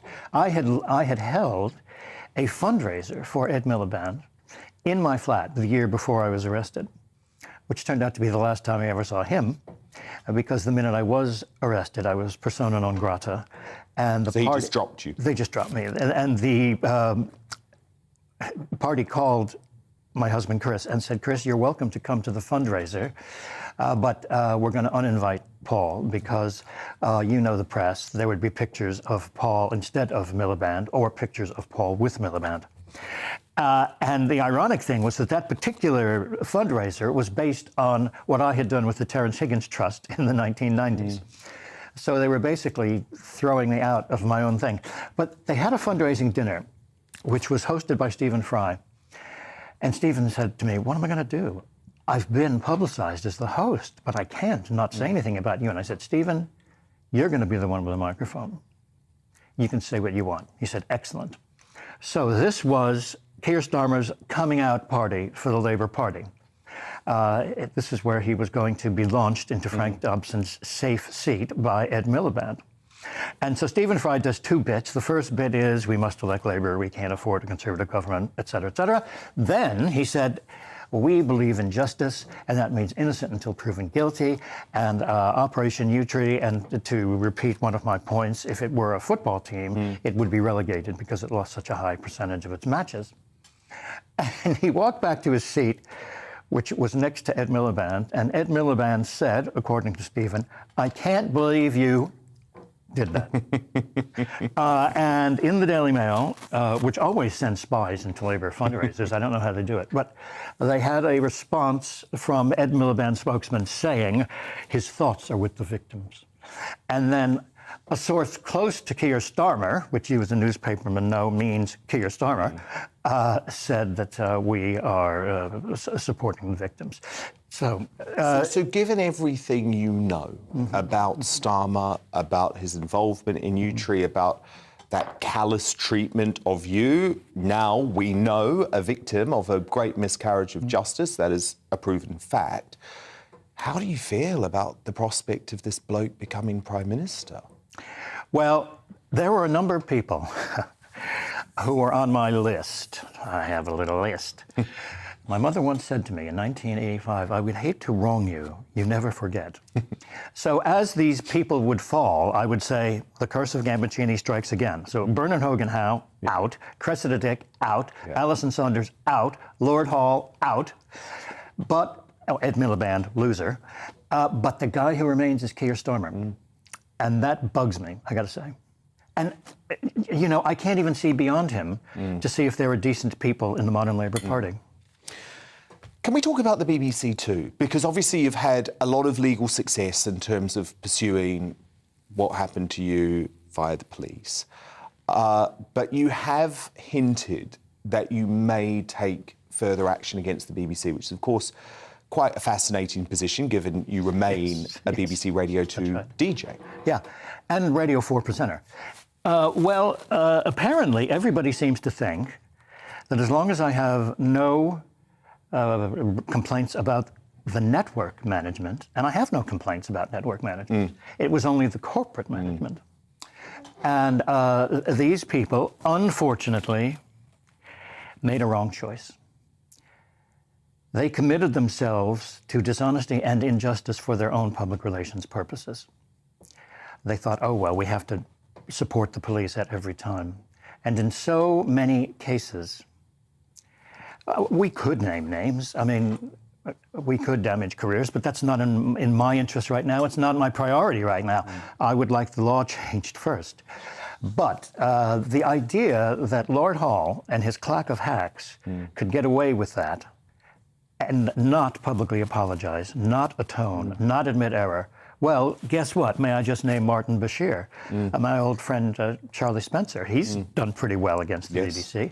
And proving you can do it many years on, too. Yes, of course. So this won't go away. I mean, as long as I still walk the earth.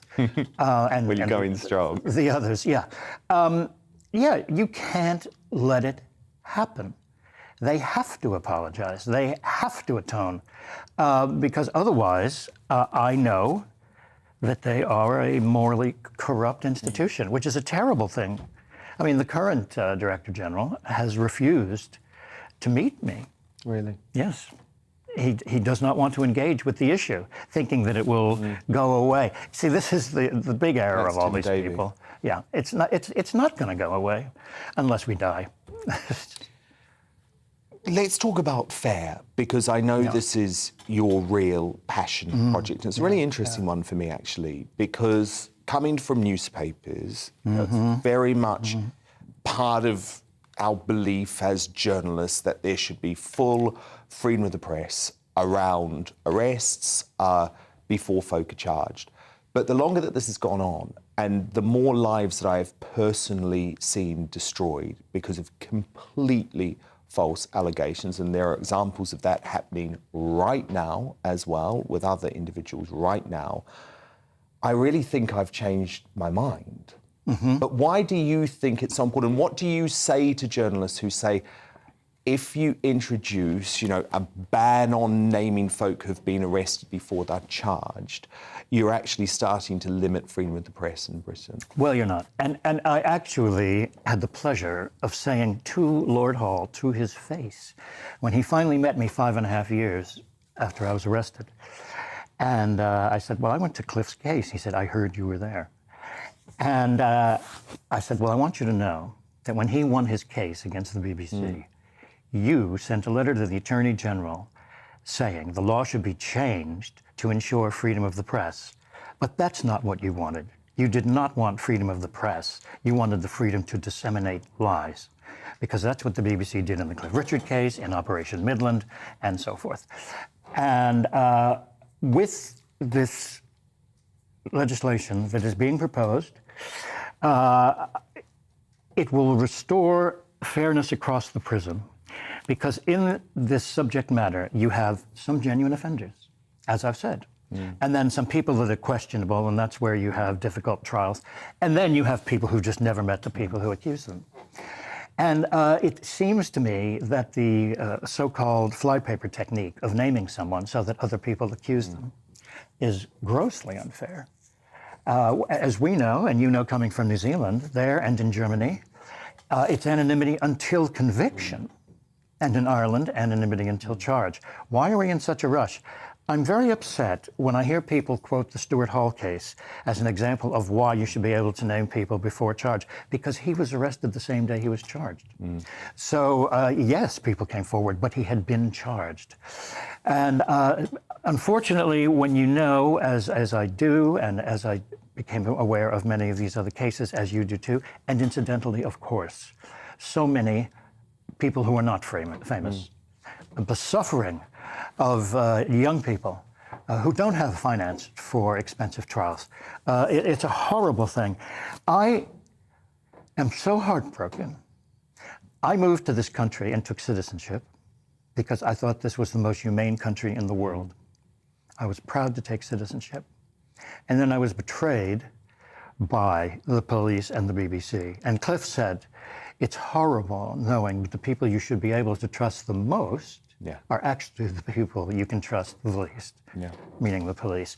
So what we're saying is let's bring in anonymity before charge with the clause that if a judge says the suspect is a threat in the present moment, then you can name him. The classic example is John Warboys.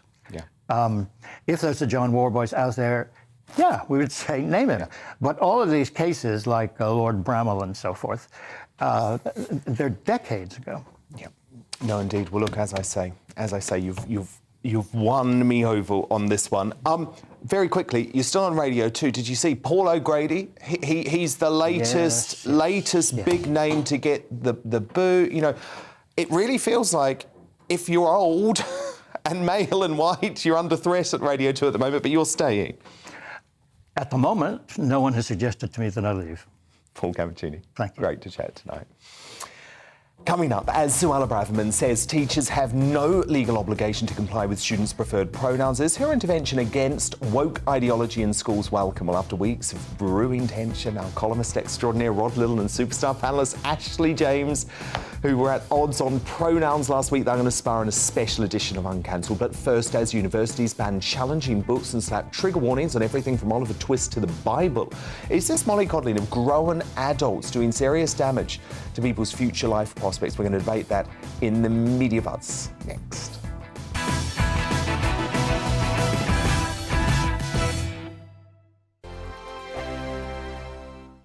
Join my show Farage, 7 p.m. till 8 p.m. Monday through Thursday. And there you will get opinion, analysis, debate, and I'll cover stories that nobody else dares to touch. You've been cancelled. Join the club. Oh my goodness me. And then for the last 15 minutes, talking pints. We're over a drink. We have a civilised conversation with someone. We very often disagree, but we do it in a grown-up way. Come and join me on Farage.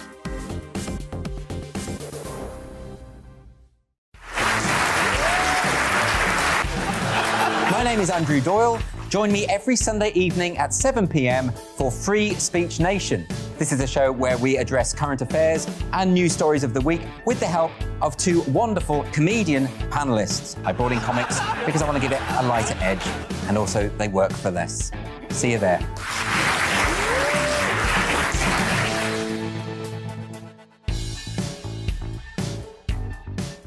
Hi there, it's Stephen and Anne. At breakfast from 6 a.m, you'll always be caught up with everything you need to know, the latest headlines, opinions and debates. We'll bring you the good news and the bad, but most of all, we're here for you. Remember, send in your views and let us know what you would like us to talk about. That's because we're your news channel. And every morning at 6 a.m, it's breakfast on GB News.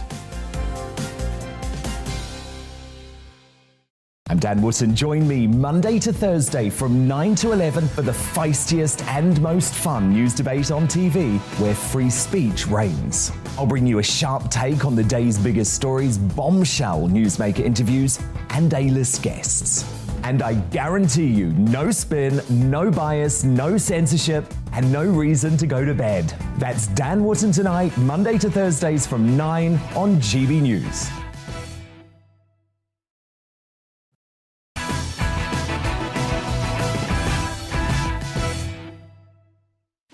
Let's return to tomorrow's news tonight now on our Media Buzz. Front pages are in. Let's go straight to The Guardian, my favourite. Not. Former Labour Prime Minister Gordon Brown is sticking his oar in again. He says energy firms unable to offer lower bills should be temporarily renationalised. Oh, this is what it's about, folks. Socialism. That's what they will use this cost of lockdown crisis to implement. The Daily Telegraph leads with a wildfire warning after ministers were told to expect an unprecedented risk to homes in the countryside. Also on the front page, Sunak dug his heels in to halt Brexit reforms, according to Truss backers Simon Clarke and Kwasi Kwarteng. The Daily Mail leads on a damning new report for the police showing just 3.7% of burglaries result in a charge. My superstar panel return now. Top Daily Mail columnist Amanda Patel, the businessman and activist Adam Brooks, and the broadcaster Ashley James. Tonight, I'm throwing the book at woke universities who, in their latest mollycoddling move, have banned a number of literary classics and added trigger warnings to over 1,000 texts to avoid offending snowflake students. So this is an investigation by the Times newspaper that revealed 10 universities, including 3 from the prestigious Russell Group, have started removing books from reading lists to protect students from, quote, challenging content. So among them, Pulitzer Prize winner The Underground Railroad, which has been removed permanently from Essex University because of concerns about graphic depictions of slavery.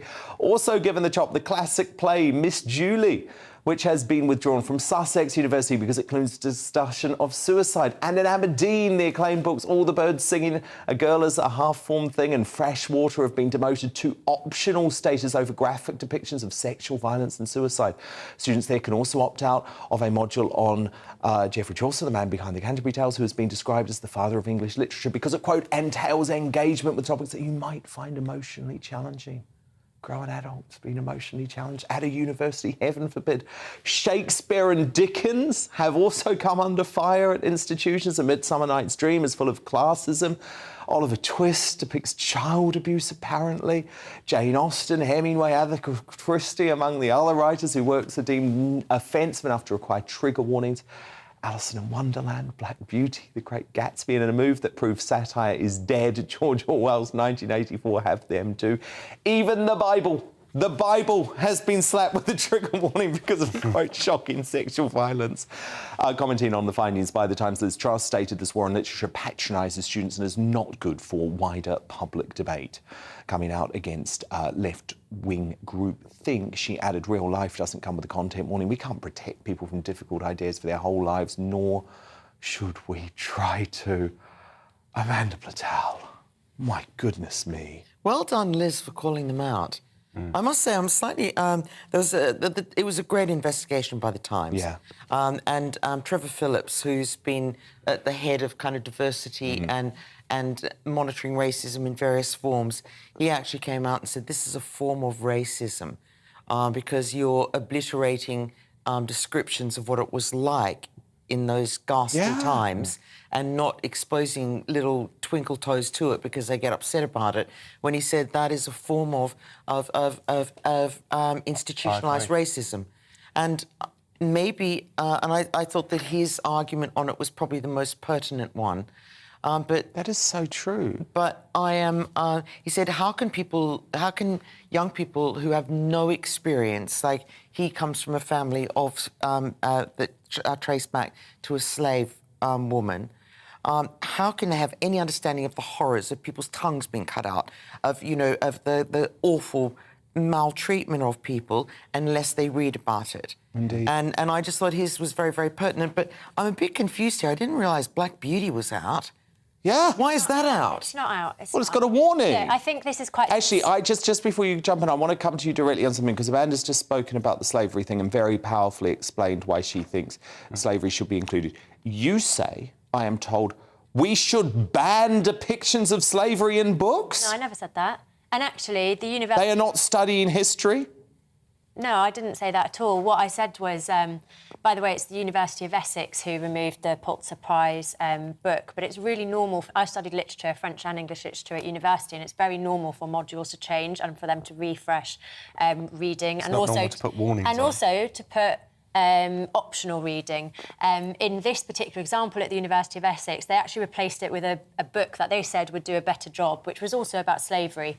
And as for trigger warnings that people are so furious about, whenever we watch a TV drama, it usually will say, there's a little warning at the beginning. This scene... I don't want that. Yep, but it's happened. It's happened for years. I remember when I was young saying... The following programme will contain sexual... Yeah, but that's because kids might see it. But, Adam, we're talking about people who are grown adults. University students, and by the way, I was one. Let's say you've got 200 people in a lecture room.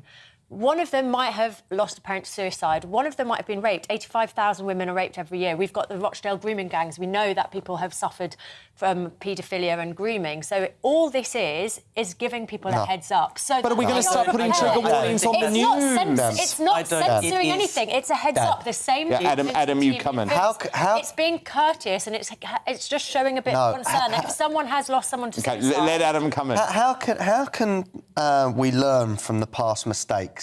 Slavery was abhorrent.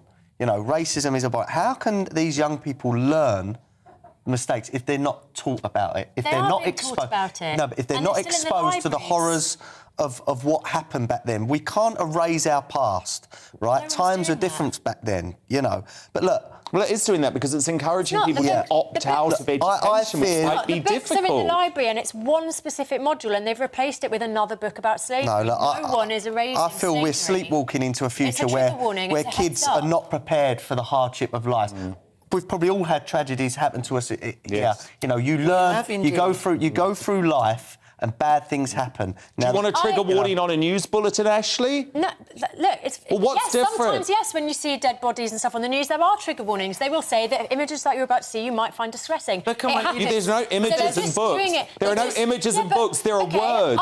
What's so offensive about words? I have been a victim of sexual assault, and if there was a really graphic book about rape or sexual assault, I would just like to get a heads up so that I'm not suddenly in a room, and I have been in, I am a university graduate, I have been in these environments, I would like a heads up. In the same way that if someone has lost somebody to suicide and suddenly there's a really graphic scene, so in the case of the book that, I can't remember what it's called, Stringbug's book at the Sussex University, it's very graphic about suicide. It's not erasing it, it's not saying they can't handle it. We're talking it's about allowing Shakespeare, a Jane heads up. Austen, and Charles Dickens. They're trigger warnings. It's the same. Oliver Twist. It's the same on TV. Oliver it's Twist. the same And on you'd have news. thought at It's the just a moment heads Oliver up. Twist would be very informative because it's all about kids who are hungry. But they're not And raising we're it. in a world now we've got lots of kids who genuinely are As a hungry. father of and three, I want my 3 children to be prepared for life's hardships, and bad things are going to happen. Well, They're this is gonna always see the bad debate. things. What age do you allow your kids to watch the news, for example? And there are some parents that don't allow their children to watch the news, and I think that's wrong. we kind of admit that I think that while I respect Ashley's views on this. Absolutely. I think that the whole point of university is the first place when you are actually exposed to new ideas. That's when, if you're lucky enough to go to university, it should be a place where you're bombarded with ideas, and that should be exciting and it should be free. Including challenging Liz ideas. Truss summed it up perfectly, just quickly. She said, universities should not be mollycoddling students like this. It patronises them. It's literally which just it treating does. people with respect and giving them a heads up about the content that And they books. might have trauma from. Ashley James, Amanda Patel, thank you so much, because coming up, stand by, because coming up, should Rishi Sunak just step down already? World debaters I crown tonight's greatest Britain and Union jackass. But first, Suella Braverman says teachers have no legal obligation to comply with students' preferred pronouns. Is her intervention against woke ideology in schools? Welcome, well, Rod Liddle. He was at odds with Ashley over this last week. They're going to battle it out in a special Uncancelled next. First, quick look at tomorrow's show. Coming up on Dan Wootton tonight, has New Zealand come to regret its zero COVID obsession? Dr. Jay Bhattacharya, co-author of the Great Barrington Declaration, analyses. Plus, I meet Sinead Watson, a detransitioned activist and former patient at Scotland's version of Tavistock, who wants the gender identity clinic shuttered now. And I'll break down the headlines of the day with my superstar panel. Top Daily Mail columnist Sarah Vine, conservative commentator Dominique Samuels, and author and broadcaster Amy Nicol. That's Dan Wootton tonight, Monday to Thursday, from 9 p.m. till 11 p.m. on GB News. Looking forward to that, but it's time now for Uncancelled. And this is where Britain's top commentators speak out on controversial issues without the fear of the cancel culture sweeping the rest of the media. She cemented her name as a culture war crusader during the Tory leadership contest, and now Suella Braverman is continuing the good fight by rooting out gender ideology in classrooms. The brave Attorney General has waded in on the hot-button issue today, declaring that schools have absolutely no legal obligation to comply with the gender preference of their pupils. Watch. Many schools and teachers believe incorrectly that they are under an absolute legal obligation to treat children who are gender questioning according to their preference in all ways and in all respects, from preferred pronouns to use of facilities and competing in sports. Well, just last week, our superstar panellist Ashley James said she would happily respect her young child's pronouns of choice and got a fiery response from Rod Liddle. Look. Times are changing whether we like it or not, and if my son ever says to me, I don't identify with being a he or him, would you call me they? Of course I would, because I want him to feel comfortable to be who he wants to be. What happened at the Tavistock clinic is merely the symptom of Alex deciding that her son should be called whatever pronoun he thinks he should be called. That is the stuff which causes it. Rod and Ashley, who he actually called Alex in that clip, perhaps you didn't get a look at her pronouns, have been chomping at the bit to go head-to-head for weeks. Ashley has even declared actually on multiple occasions that she wished she'd chosen Mr Little as her union jackass. So tonight, I'm letting these two lock horns. Rod Little, you first. Well, I don't think there's anything to argue about particularly, Dan. You know, I think if you're the parent of a child who says that she wishes to be a boy or he wishes to be a girl, then you handle it with sensitivity and you remind them that you are the adult in that relationship and that you are there for guidance, and that is what your job is to do. And it isn't to indulge in what has become a kind of contagious epidemic amongst schools, particularly in the southeast of England, which is where it has happened. I mean, I was impressed by Suella Braverman to a point. I think it is more to the point that kids, until they're 16, should not be indulged at all, no matter what the case, in their wishes to be called something different to what they are. It's an affectation.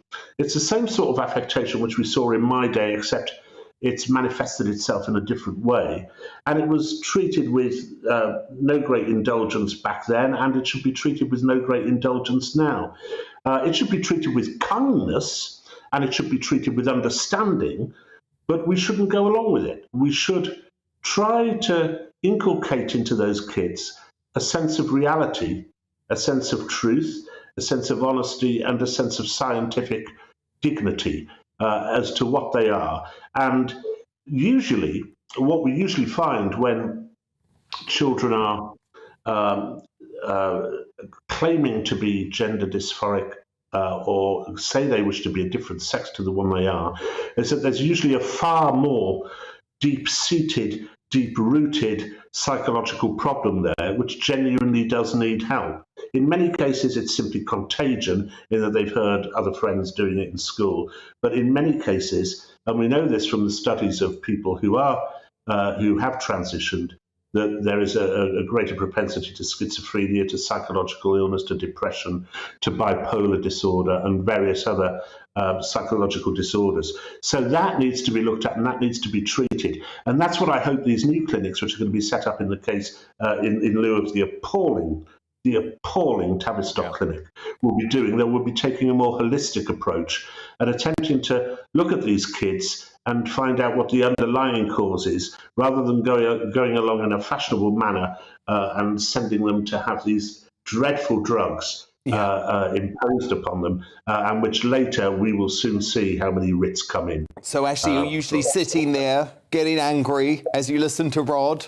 Well, tonight you get to respond. I think one thing we can agree on is that people, especially children, deserve to be treated with kindness and respect. And I think denying that trans people exist, last week you said you'd even misgender Caitlyn Jenner, an adult who has transitioned, you would still say he. I find that incredibly disrespectful. The trans community has existed for a very long time, and actually I wouldn't wish gender dysmorphia on anyone because it's such a hostile environment.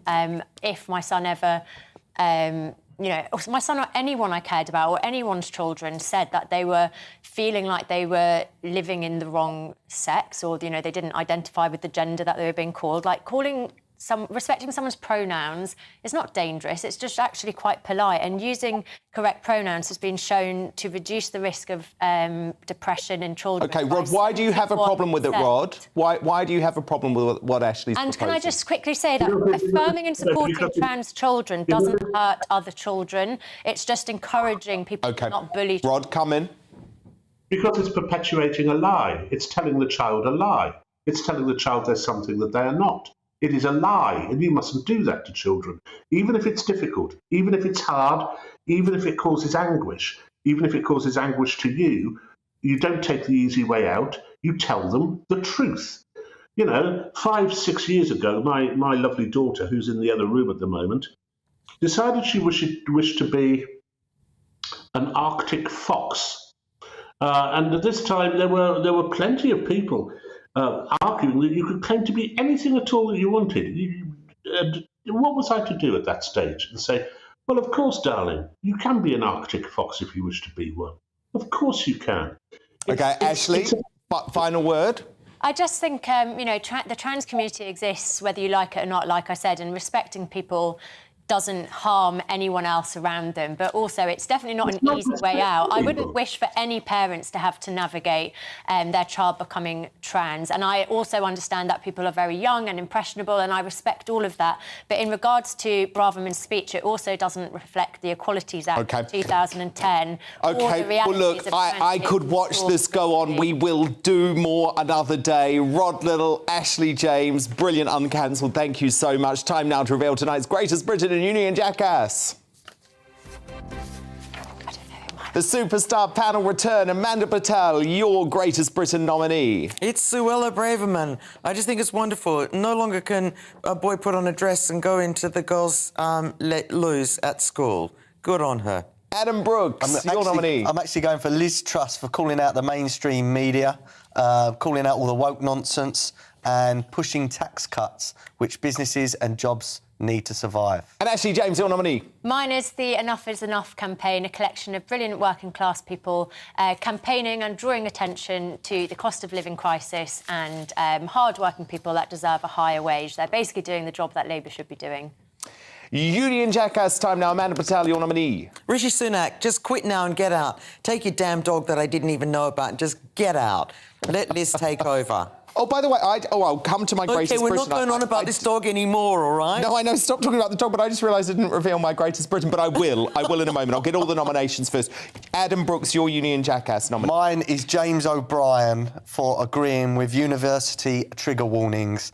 Of course he does. Of course he does. Of course he does. Ashley James, your Union Jackass nominee. Mine is Donald Trump, who for years has said that if you plead the Fifth Amendment, it's because you've got something to hide, and today he did just that himself. So what are you hiding, Donald Trump? So I've got two winners to announce. Oh, my goodness. All right. Greatest Britain, I've got to go with Amanda Patel. I completely agree. I thought that was a great speech from Suella Braverman. And I think potentially, Amanda, she could be a future Home Secretary. She's going to get a big job. Maybe. Yeah, she'd be very good. But the Union Jackass, this is a no-brainer. James O'Brien it is. And I think, if anything, surely, Adam, his radio show needs a trigger warning, because if you listen to it and you're sensible, you're going to be very, very angry. You just want to self-harm listening to it. Didn't he used to work for the Express? Adam Brooks, Ashley James, fabulous superstar panel. I'm back tomorrow night at 9 p.m. Headline is up now. Good night. Hi there, Aidan McGivern here with the latest forecast from the Met Office. Warm tonight and even hotter on Thursday compared with the last few days, although there is one exception. The far north of Scotland will be affected by cloud and some outbreaks of rain as a weather front sinks close to the Outer Hebrides, to the Northern Isles as well. Otherwise,